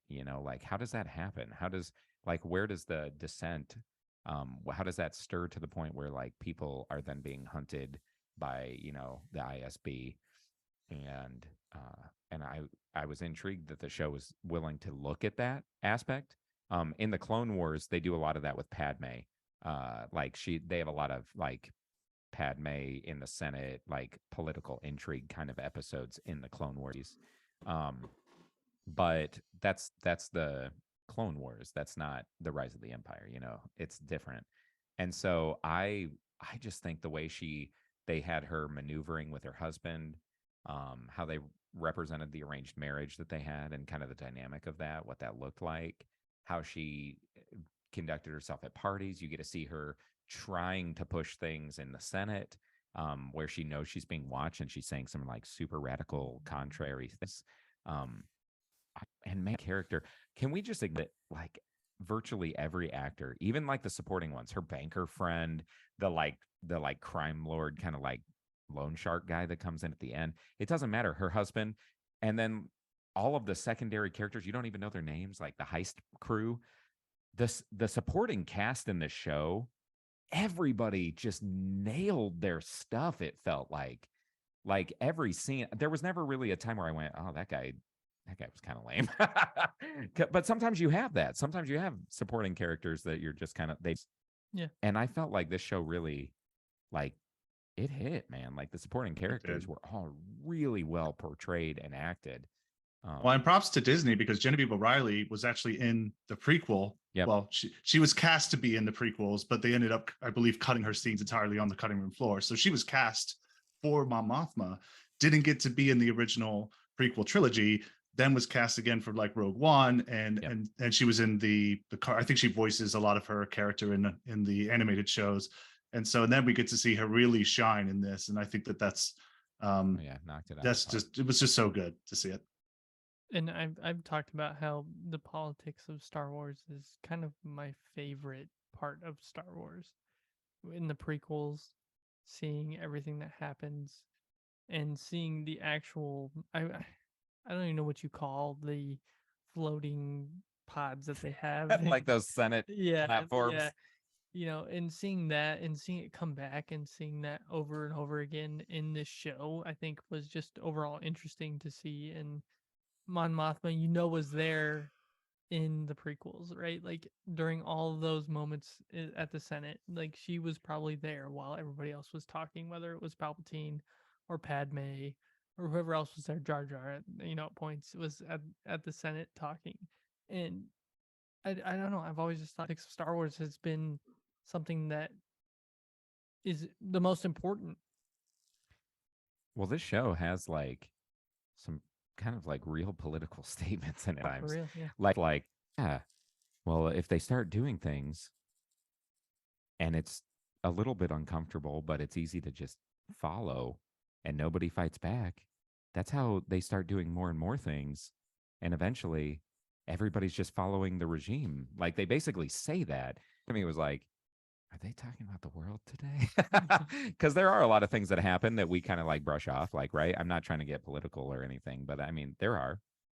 It's a pretty widespread discussion nowadays with a lot of different groups on how things slide and rights and all that. That's a hot topic, how about stuff like that. But I do appreciate this show also does something that hasn't been done in a Star Wars anything before, where we've seen droids all over the Star Wars universe, but we had a droid that basically had emotions. I mean that, and hated it in time as a big Star Wars fan. I was like, why does this little unit get a talk? I didn't get a talk. Let's go back to my favorite characters. And I will say that the droid was one of my favorite characters in the show. When he gets knocked over, you're like, oh no, they didn't. Oh, that's like kicking a puppy, man. But then he takes that plate and smacks that guy with it. Oh, Yeah. so good. Dude. Yeah. Dude. No, I thought the droid was super. I also like when he's like, I need you to create a life for me. And he's like, I will need to charge. That takes a lot of energy. B2 It's just like, I love the idea that like for an AI to like not tell that like, okay, that takes a lot of my saying. I loved that. It was just creative. Again, I've just never felt it's sad exciting. for a droid before, like when he's like mourning, her death, and he's just like, and he's depressed. Let's just stay here. I Let's stay here disagree. one more night. I have felt sad for a droid before. Speaking of Cassian Andor, when K2SO dies in Rogue One. Oh, that's true. I'm All like, right. but that's also statement. played You're by right. one of my You're favorite right. actors. Alan Tudyk. Yeah, I love that guy, man. He's a leaf on the wind. Oh, Too soon? Too soon. I'm sorry. I just bought a van. I gotta tell you this because you obviously like Firefly. I just bought a van, and my daughter, since it has automatic doors, it's old. It's like an '08 Honda Odyssey, but it has the automatic doors. And my daughter's like, it's like a spaceship. And I'm like, yeah, but it's like a freighter and it's kind of beat up. And I'm like, but it's not the fastest hunk of junk in the galaxy. So I can't say it's like a Falcon. It's not a Corellian, YT 1300. But I'm like, my wife's like, it's kind of like Firefly though. And I was like, it is kind of like Firefly. So when I went to the BMV and I was like, how much does it cost to get vanity plates? And I was like, and they were like, well, actually, we waive that fee if you do a 2-year licensing up front. We waive your initial registration fee and your vanity fee. Hot tip for everyone in Indiana. Yeah. And so I was like, can it say, and what I told them is like, if you read my plate, you're going to go, oh, that's not a vanity plate. That's a license plate.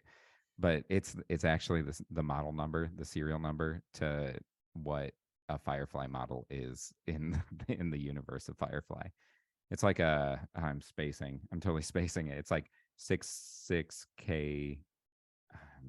I can't even think of it. I did. I'm totally spacing it. Oh no, it's FF. It's FF for FF K64. No, FF's at the end. See, I biffed it. This isn't a real fan, and he's got a license plate. But anyway, I'm spacing. I'm super tired, guys. But no, so you said that and it made me laugh because the person that did my processing at the BMV actually knew what it was. And the chances of that were so small. So yeah. Very nice. Anyway, can I ask a question? Yeah. So this show is billed as being a not Star Wars show, right? Like that's kind of what they said when it was coming out. What do you guys think the most Star Wars moment was in the show? I want to know if we all think the same thing. Oh, Chris and I thought the same thing. Yeah. I mean, to me, one of the best moments in the show is also kind of, for me, it's the most Star Wars show, but it's when he comes across the Cantwell class ship in Yep. the Fondor, Exactly. which was one of the best moments in the whole Dude, show. that was so good. I loved it.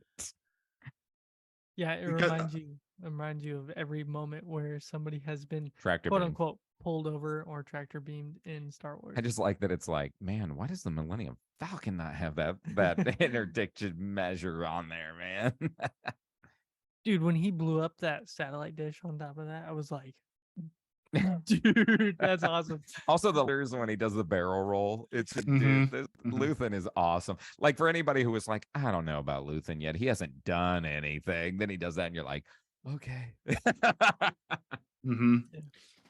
Yeah, and that's You the agree? episode where I was kind of I love ships, ship design. You know, Serenity being a Firefly Flash ship, she's ugly, but she's got it where it counts. But the Fondor in the show, at first I was sort of like I didn't quite know how to take it, but when I saw that episode and saw it in action, it became very high on my list of one of the coolest ships in Star Wars for sure. And what's great is I had to watch it several times because I didn't realize the thought that went behind that scene, where I just thought he was ejecting junk out of his, out of the back of his ship, whatever. And it was just sort of, but it didn't hit me like they're pulling that junk to them through the tractor beam. It's so the genius of that hit me after I watched it the second time, like, oh, and then scene, of course, then hits the dish and then he gets away. It's just, yeah, that was a great moment. Yeah, like where he's like, it's the air squadron or whatever. Uh-oh. Which is one of those moments where you kind of can poke a hole in the writing. It's like, pretty sure, like if the smart empire, as I've said, as I pat them on the back this whole podcast about, it's sort of like, you really should have followed protocol and probably launched the air wing anyway. Right. But just, you have to kind of, it's entertaining. It's a story. It's a show. Do you agree, Colton? You think that was the most Star Wars moment? Oh, the freaking tractor beam. Yeah. Yeah. Yeah. Because I it made loved me it. think. It made me think about all the other times there has been tractor beams in the freaking movies. Like, why couldn't they? Now they're Like, in virtually everything else that had tractor beams. It was like Star Destroyers and the Death Star and stuff in the old. So I mean, Yeah, like those a little bigger debris pull. pods aren't gonna do a whole lot Yeah. to anything. yeah, but you think that the bigger ships that they would have gotten, or they somebody would have had a countermeasure of some sort. You would That's have awesome. thought. I would think because they would have to know that everyone's got tractor beams in. Yeah. I don't know. Actually, the interdictors are really cool because they can pull you out of hyperspace. And there's a whole thing that Thrawn uses with interdictors and something later. Well, like the books, I think, is one of them. You almost have to hit the post credit scene too. The Wait, building of there's a post-credit scene. did you not get that part? Are you serious? So Oh Dude, my I gosh. watched the finale at Morning. 4:40 this morning before work. When it ended, I had to leave my so okay, so episode show a post. no. Okay, because I was gonna say I didn't think it. No, post credit scene. They tie in the story to the Death Star is what they do. Yeah, but we all knew that. Yeah, we did, but I think that gives you. That I Star didn't. Wars Oh, you didn't think about that? No, I thought because I watched a video after that episode had aired, and someone was theorizing that it was the bottom part of the floating drones that they drop on all the, like on Hoth that's floating around. Oh, the probe droids. Yeah, I thought they said it looked like the bottom section of that, and I was like, oh, okay, I can all see right. that. I fair thought it enough. almost looked like crankshafts. I was like, what are they building? Like big engine parts for Star Destroyers at first? Yes, That's there's a almost what really big engine for the Death Star. Well, in one of the early episodes, they mentioned that Krennic required more stuff for the project going on Scarif. They said that in Yeah. one of the early episodes. I missed Also, it. did you guys, speaking of the prison, did you guys notice consistently like that the sentences were not moving? I talked about how they only have so many days left. I think Cassian's did for a couple days, but I don't think it did. No, if you watch after a couple of scenes when it implies that he's been there for a few days, Yeah. like especially Andy Serkis's, his you can blatantly see is the same for like 2 or 3 days in a row, or at least it looked like it was when I that was one thing I was trying to mention too, and so because of how he was about not pushing buttons against the Empire at that point, On program. but dude, even how they, man, okay.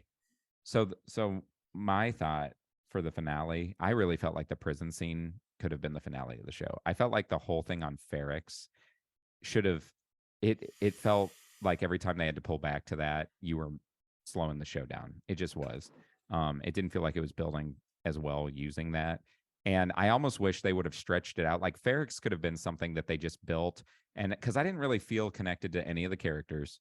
I didn't really feel like I know they wanted you to, but I didn't feel like I really cared deeply for anybody on Ferrex, to be honest. But the finale really felt like the prison break, and then that moment when he looks at the other guy and he's and they're like, like, we have to tell people what's happening. People have to know what's going on. And you see that, like, at that point, Cassian has undergone his character shift from being like, I don't care about this stuff, to this is something that actually matters now. I think you see that in that moment, and you could have cut the show right there to be like, what, like, where does he go next? And even the Ferrex thing, they could have, like, if they really wanted to build up Ferrex as showing the way the Empire's oppression can cause blowback, I feel like they should have really used that as a more overarching, like, maybe bouncing back and forth and developing those characters a little more if it was something they felt was important. The only character on Ferrex that you could relate to and want to see was Andor's mother. See, I didn't, even then, it was okay. I get that the whole reason they use her is they want you to feel an emotional tie to the assault on the Empire at the end. It is. Yeah. I mean, that would be their, like, purpose for that. I didn't really feel that. I also, towards the end, I started going, are all of the, like, last episodes going to have these pseudo inspiring monologues given by somebody? Like, they start doing it like episode after episode, and I think you lose gravitas, you lose weight with that. Maybe it's a droid then. But I mean, like, I did feel for Bix a little bit. Dude, that was the best. This is going to sound horrendous after my prison comment earlier, but that was the best torture scene I think I've ever seen done on television, because you don't see it. You don't see it. And it's brilliant because your imagination is so much worse than what anything they could have let you hear. Mhm. And so just having her react in that scream, you're just like, oh man, what could that have sounded like? And you're making the noises. Oh, this in your is head bad. Going, and it was just so brilliant because they didn't have to show, like, my wife hates torture scenes. That's one of, like, the trigger things for her. She does not like to watch somebody be tortured. She does not like that. Immediately she's like, I don't want to watch this. And to do it the way they did, where it's like, oh, this is bad, but we didn't watch it, but we see the effect. And in that like couple, like, 5-second window of her first getting it, you immediately understand how bad it is. Well, and the fact that's that all that we needed. The That's fact all we that needed. they explained exactly what was happening in her ears that you didn't hear, I think that really made you, like, try to picture it or hear it in your head.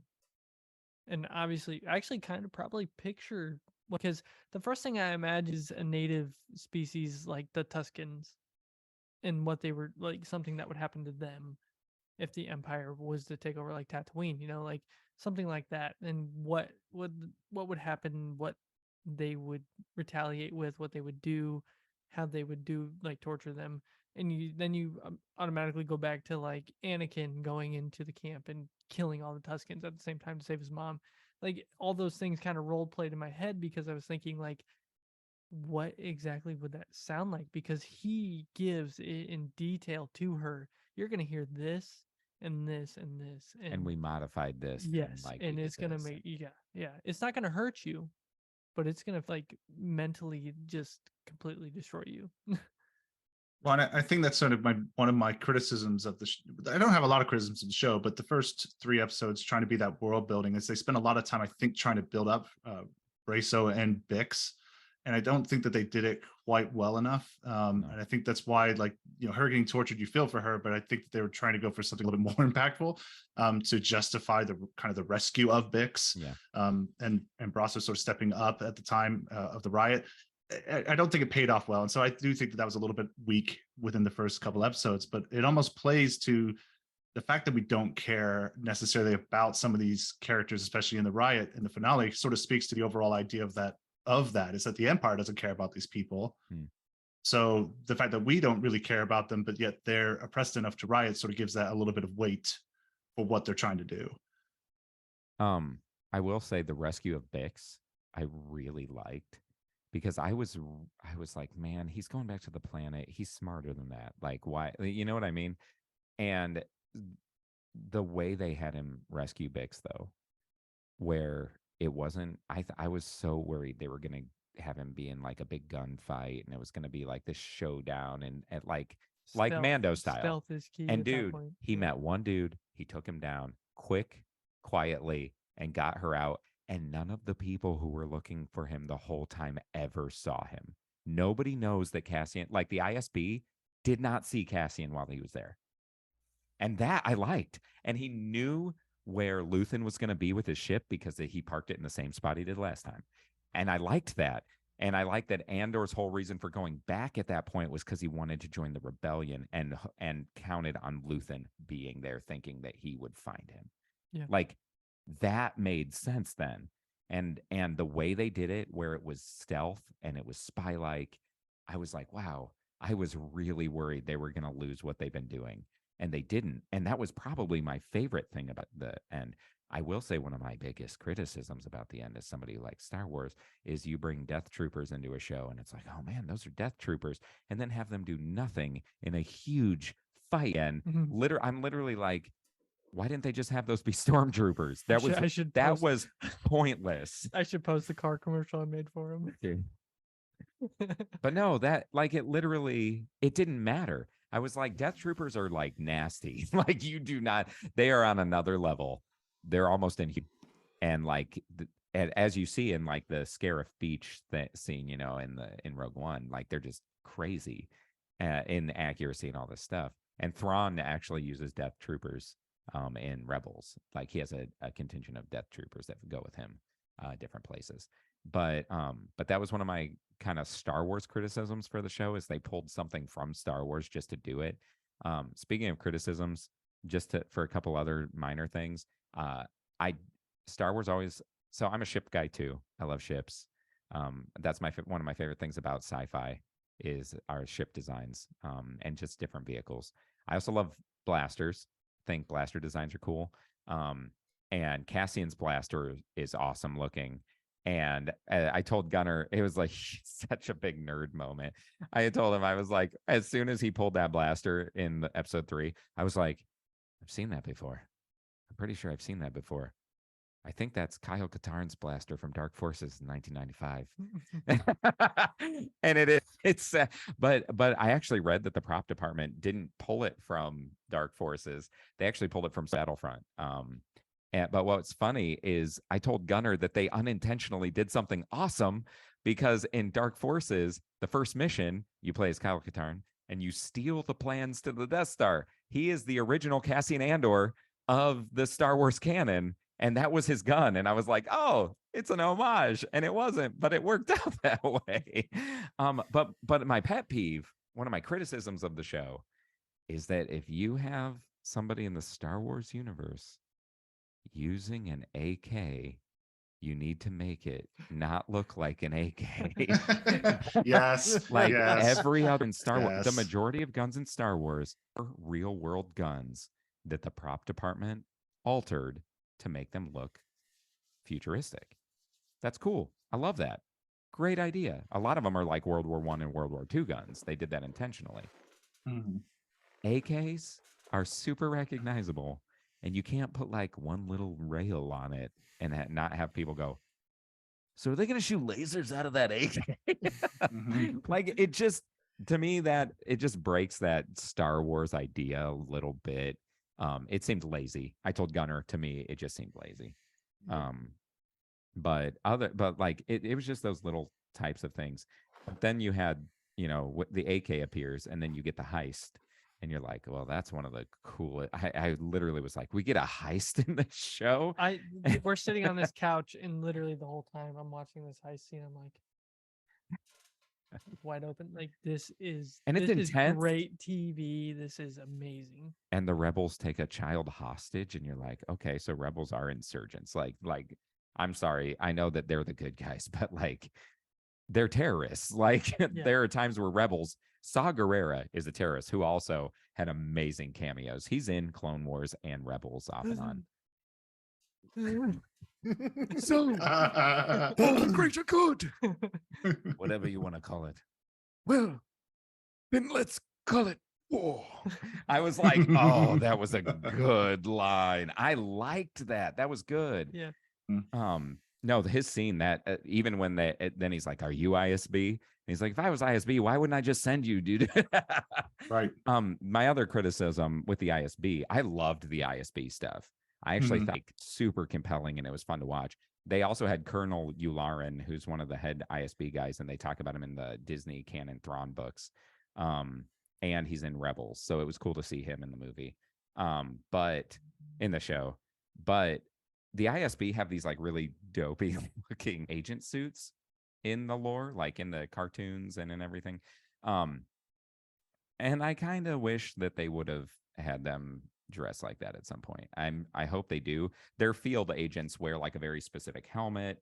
Also, she gets whooped like by getting pushed around. And ISB agents are usually like trained in hand-to-hand combat and stuff because they tend to be undercover.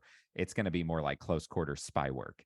And so like when she just gets like knocked down and she drops her DL-44 unmodded Han blaster, like you're just like, oh, doesn't seem very tough to be in the field. I think I'd said that to you this morning. Is like, how is somebody that is supposedly trained to be an officer not able to hold up to what she was trained Getting to do? pushed, Yeah, basically. But those are kind of like the minimum. Like we already said, some of the writing with the Ferric stuff was a big criticism, I think, of all of ours. But those are like picky Star Wars. You guys have me on because you're always like, Chris knows Star Wars. And so those are kind of my nitpicky Star Wars things, I think, more than anything. Yeah. But I will praise the show, though, because it does something that we haven't seen a lot in the Disney shows, which is they built this top of the line volume, as they call it, which for those who may not know is it's this basically a big giant round screen wrapped around behind the actors where they live project a background on it so that they don't have to go out and build all these elaborate sets. But this show, even though they had access to this, decided not to do that and go with practical sets. And it wasn't on Tatooine. And it just looked so good. And you notice it, and you don't realize you notice it until you think about when you're watching Mandalorian and then watching this, you're like, wow, this seems top notch. This is great. That many times. Like the actual like behind the scenes of watching Mando, where he's walking down to talk to the Mandalorian, the main forger, what's her name? The armor, yeah, blacksmith. When he goes down in the ship and goes out, and all of that is shot in that sphere, right? And you're seeing it, and it looks so real. But then you watch Andor, and everything is, dude. Part of that is they actually brought in like the director that did Rogue One. And so I think they knew they could trust him because he proved that already. But, we criticize VFX, you guys do too. Like when like stuff gets wonky, you guys on the call guys will be like, yeah, this Marvel movie, like this one scene, it was that. sorry. Well, no, She-Hulk's a great example because everybody, even fans of the show, criticized the VFX. Yeah, and it was a bad choice of Marvel. Bad. Well, the problem is Marvel had the opportunity to say, hey, let's use a great actress and let her be her and only be X when we have to. And they did the opposite, which, they're on limited budget. And Andor, I think I read, had a pretty substantial budget. But you cannot show me another Disney Plus show, Marvel, Star Wars, anything. I haven't seen Willow yet, but that compares with just the visual level, like the consistency. This was a Star Wars level prop show, man. And I'm not talking prequels. I'm talking like original full set kind of stuff. Yeah. And even like Mon Mothma's car, I'm sure that was built. That had to have been on a rig or something. Like there's just so much that nowadays they just green screen and they volume and they do all this stuff. And Andor just looked amazing. It did. Like, and it was all practical. It was all grounded. There was weight to everything. Like it just put you in the world that much more. And I feel like the type of story Andor was telling, being such a grounded, down to earth kind of Star Wars gritty story, they needed you to feel grounded. Yeah, I think actually filming on location, doing all this stuff does that, right? You get all these things like you have the Force, you have flying, you have suits, and you have all this stuff that needs CGI. Why not use CGI to create the actual world, right? And so getting a show that's more grounded makes sense to do something that's more grounded on location, like doing a set in a different country, going to actually film on location. It did have one bad shot, in my opinion, though. There was one shot where I literally went, "Oh, that was kind of off for the rest of the show." And it's that shot where the TIE fighter flies over the water on the way to the armory. Like the way the water, like I don't know why they did that. The low flying TIE fighter was cool when it was buzzing. By the way, my wife told me I had to share this on the podcast because she said it was the dorkiest thing I've ever said in my life. So Colton, you need to rail on me. It is. But when they were in the hills and the TIE fighter flies over like way off in the distance and they get down, I'm ashamed to say this, but I went, that pilot could not have seen them. I've been in a TIE fighter and you can't see anything. Because I played Rogue Squadron in VR. And so you are VR'd into the cockpits of the ship. And I'm telling you right now, TIE fighters are like ping pong balls with a drill, like bored a hole in them, man. Like that is what a TIE fighter's view is there is nothing to the sides or the back. And so when it was like the time that it buzzed them like right over them, I was like, I told my wife, well, they could have seen him then. But when it off, I literally was like, I've been in a TIE fighter. He could have never seen him. And my wife was like, she laughed hysterically and she goes, that is the nerdiest thing you have ever said in all the years I've known.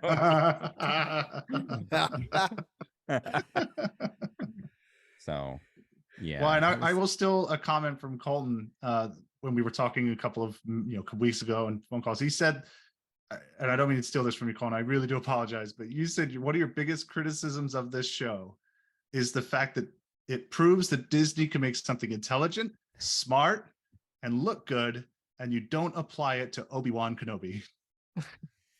And I do agree with that. That if they were going to do something on this level, they should for Obi-Wan.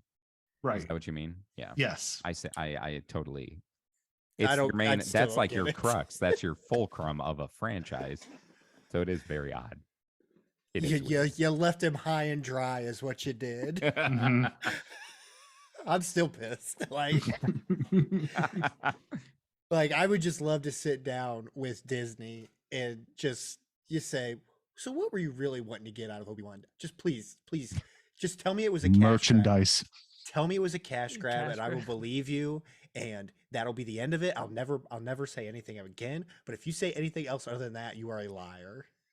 I mean, Hasbro did put out a lot of figures and even like the Inquisitor lightsaber and stuff, like pushing for that show. Dude, that Inquisitor lightsaber is sweet though. Dude, yeah, it was. I was trying to figure out which did worse for Star Wars canon and lore. Is it the sequel movies or is it Obi-Wan? Because you've got things now like force healing. You can get like a lightsaber through the chest and then you're just fine. You're good. Don't worry about it. You know, and it's just like, what are the rules now? I don't know. I will never say that the sequel movies are better than Obi-Wan. Touche. I mean, like, video and expanded lore had force healing and stuff, but like, no, Obi-Wan I just like that everybody can survive getting stabbed, but it's Qui-Gon. Exactly. But he has a particular set of skills, that he's got a very oh my gosh, a very particular set. Yes. Yeah, getting stabbed. So okay, it is getting close. It is getting close to 10 o'clock at night, and we are recording this. So final thoughts. I'm ready for season 2. Yeah, honestly, yeah. I Because haven't I watched mean, a show in a long time that made me feel like that at the end. Like the end of episode, I was like, if there was a second season out, I would start watching it right now. Yeah. I would think- say that this show, it's hard for any show to start out and have you engaged and pretty much ready to go very quickly. Like normally, especially in sci-fi, it normally takes a couple seasons. But these days shows don't get that many episodes in order to get that much time anymore. So it was really nice to see something just land quickly and take off and run very well. I mean, it's almost reminds me of Breaking Bad. Once you kind of get over the first couple episodes and see where it's going, the quality just doesn't end, and it's just a great ride all the way through. Nice. Am I the last one? I mean, final thoughts would just be, I would hope that they tighten it up a little bit season 2. I hope some of the criticisms that come out saying like, I don't think we're an isolated opinion on this. I think that wide opinion is probably that they could have tightened it up a little bit. But what they've established with each character, I'm genuinely intrigued to see. Like, we know Mon Mothma eventually has to escape because they put, like, she's wanted. And we know that, you know, we don't know exactly what Luthen's end is. We don't know if he gets away out of the rebellion, if he die. Yeah. I could see them killing him off by the end. He's that kind of character. It would have weight to it. And we know where Cassian ends up, but I am excited, like genuinely excited. Now we're seeing the rise of the Empire from angles we normally don't. And we are seeing the rise of the rebellion in angles we normally don't. And I'm excited to see if they can maintain this level of creativity and like the B and kind of that out of the normal box storytelling that Star Wars tends to have.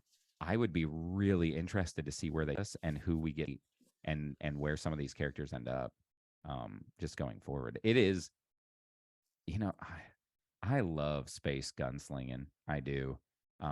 I love Firefly, and that's why I like Destiny as a video game. It's really just a space gunslinger. Yeah. But like, I don't know if I would like Andor, but like any less than I like Mandalorian though. Like Andor, it was just good, guys. It was. I think we all agree. Yeah. You know. I think it's the espionage.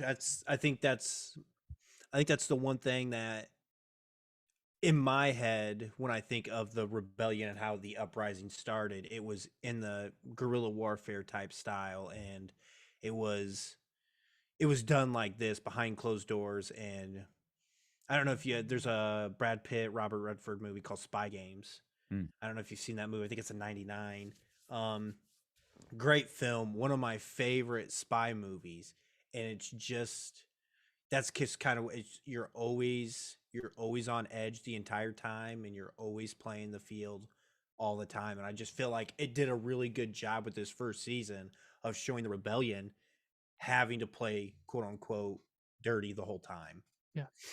I think that's what you want to see with the rebellion too, is that they had to do bad things to get where they were. Correct. And that's all you want to see. And that is what we saw. And it was enjoyable.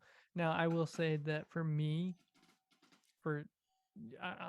I want to see season 2 now, if they could. And what I want to see in season 2 is more of Saw Gerrera. And I want to see that plot line work out. And I want to see if Andor does make it to that time, or to him for some reason. And I know a lot of that is Luthen going back, and obviously they're closer than what we know. So I'd like to see some backstory there. But we know that Cassian can't meet Saw Gerrera. Yeah, but because I'd of like to see the a Rogue connection- One a stuff. connection. Yeah. Also, I like getting to see K2 droids walk. He grabs Cassian by the throat and he's just holding him up. Let me hit on that real quick before we end this. That is the most disappointing thing. We talked about how Cassian gets arrested, and we're all kind of happy because he's a bad guy. And I mean, I wasn't altogether. happy, but like in real life, you would be. Yeah, you're like okay, you're rooting for the character as a whole, but at the same time, it's like, yeah, he might kind of deserve that, right? Mhm. But the fact that he got arrested and put in prison and didn't know exactly what was going on, but the ISB had no clue he was in prison. Somebody had to have seen a picture of him, right? Like they did the pictures. level of processing that they were going through, though, like how many, because True, like they were just like throwing. they were, people I in think they jail were just people, to get, and they people to weren't build even a looking Death at like Star. bullets. But here's the thing: I'm not sure the ISB ever put out like a widespread bulletin on Cassian. It seemed more like it was a special focus for them because they didn't want anybody mucking up their kind of investigation. But we talked. At least that's kind of my assumption. We talked about the officer that you all didn't like. The fact that he was sitting there like sending stuff to the ISB saying like, hey, these are tips. Like, wouldn't he have at some point like been researching who's been arrested Yeah, for but some reason? it wasn't. He didn't use his name. Remember, he had a True. fake name. But yeah, at some point he And might so- have seen that Cassian was arrested, and he knew what dude. he looked like. Well, but the Star Wars universe is though. huge. That's what I was gonna say. It's a big. Huge. This isn't like a state It's not or Earth. or a This is like country. millions of planets. It is. Right. It's like it's big. Yeah. Okay. Well, That's it. my Tony. point is Tony's very valid. totally right. It's big. Tony, thank you. Thank Thanks you. for putting me in line. There's so many questions. I'm excited for a season 2. I like we've all said tonight. This show is.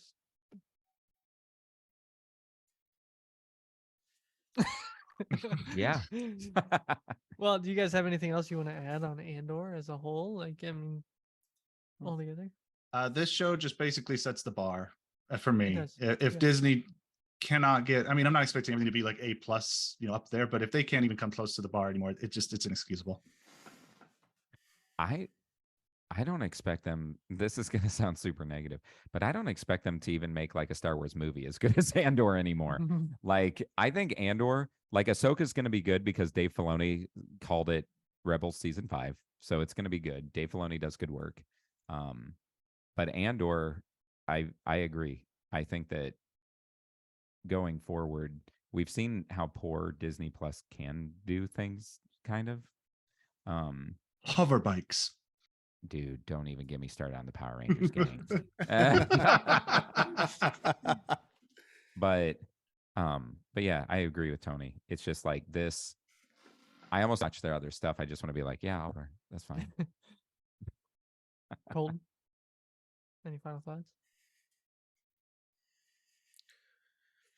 I mean, the bar is set incredibly high right now, and you know, with Disney and their their pedigree here recently, I'm worried about it because this first season was done so well. Can they keep it up? Is the real question. Will they conform to the story and telling a good story, or are they worried about another agenda that's not a part of the Andor story? So my thing would be sticking true to the story and the character arcs that they are trying to tell, and not trying to tell an alternative story through these characters. Yeah, I like it. Like I said, I'm just excited to see what they do next. I'm really excited just for Star Wars in general. I just hope they do some good storytelling, good script writing here in the future for whatever they go to do, whether it's Ahsoka in Obi-Wan season 2, if they decide to do that. I just hope they follow what they're doing now with Andor and make everything just as good. And I don't know, we'll see. The Disney Plus has disappointed me many times in the past, and they don't do it here in the future coming up. So You want to know what's this? I'm sorry, because I know we need to end, but I'm curious. You know what would be a great Star Wars show that Disney Plus could do, and they kind of did it. pod racing. Yes, Is that what you're gonna say? literally. Like Gunner's been clamoring for it No. like forever. I've been thinking pod racing. no, but my like, entire but life. like where you follow, like, you'd have team drama. There are good like racing style or sports themed shows like that. Yeah. And dude, you could have like with the corporate sabotage kind of stuff and like following racers and Jabba the Hutt. dude. Well, no, but really The like the Hutts, crime yeah. syndicate being in like the way, hey, you got to throw this race, kind of stuff. We can get like, Watto back. That shut up. No, but like that could potentially, that's the kind of show they need to do. That would be Like cool. take a step back, do another show because that's a spin-off thing. Then that's Star another Wars like, look what racing. you can do in the Star Wars universe. So Dave Filoni kind of did that in Star Wars Resistance, which is what comes after Rebels, but it ties into the sequel trilogy. Yeah. But they race ships. Like that's where they're at. They're at like this base, and it's these like stream pilots that do this race course. That's what. Can That's you what just it's about. imagine like a pod racing circuit where they travel to different Dude, planets? that's what I'm saying. That would be sick. It would be awesome because pod racing is one of the coolest things that came out of the Hey, prequels. Dave Filoni, I know I know the Call Guys podcast. And then we'll all be disappointed when every episode takes place on Tatooine. Yeah, they're like, we can't afford this VFX or sets for anything else. Every season is one track. But yeah, no, sorry. When you guys mentioned, well, you said like Obi-Wan season 2 and this, and Tony was like, no, don't do Obi-Wan season 2. And I was like, pod racing. I'm surprised we had, I looked at you and I said, pod racing? It was like when you and Colton have those moments, like when you're like, I know what your number 2 is. Pod racing. Yeah. That would anyway. All right. Well, Chris, I do want to thank you for, driving the 10 minutes from your house to come over here and hang out. Tony, I appreciate seeing you. I love seeing you. And I can't wait to see you again, whether we do an escape room or go see a movie for Colton's birthday, although Bree will probably not let us do it this year. Yeah. I know. It's kind of sad. That's actually coming up. And I actually do want to plug one more thing before the end of the episode. Chris, happy birthday tomorrow. Whoa, Chris! Happy birthday! Yeah, thanks. How old are you gonna be? How many candles do I need to light? Right 36. now? Ugh, oldie. No, I'm just kidding.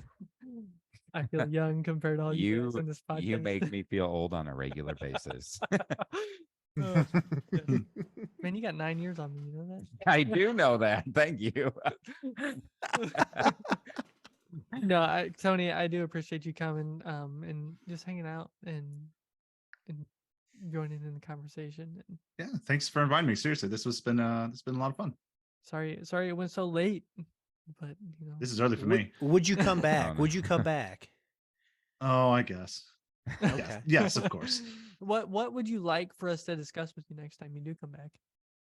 I'm a sci-fi guy, so if you touch on Star Trek, Star Wars, Marvel, I'll even do DC. I'm not like Colton. Oh, good luck. I do have one last question for you too. Is we always do this with our guests that come on, Oh, and Chris it's has done true. it before. Give me your number one Marvel movie. Number one Marvel movie, hands down, is the second Captain America. I mean, you cannot Winter beat the Winter Soldier, Soldier. which is almost kind of That's like the my Andor of the Marvel universe. Oh, for sure. That's awesome.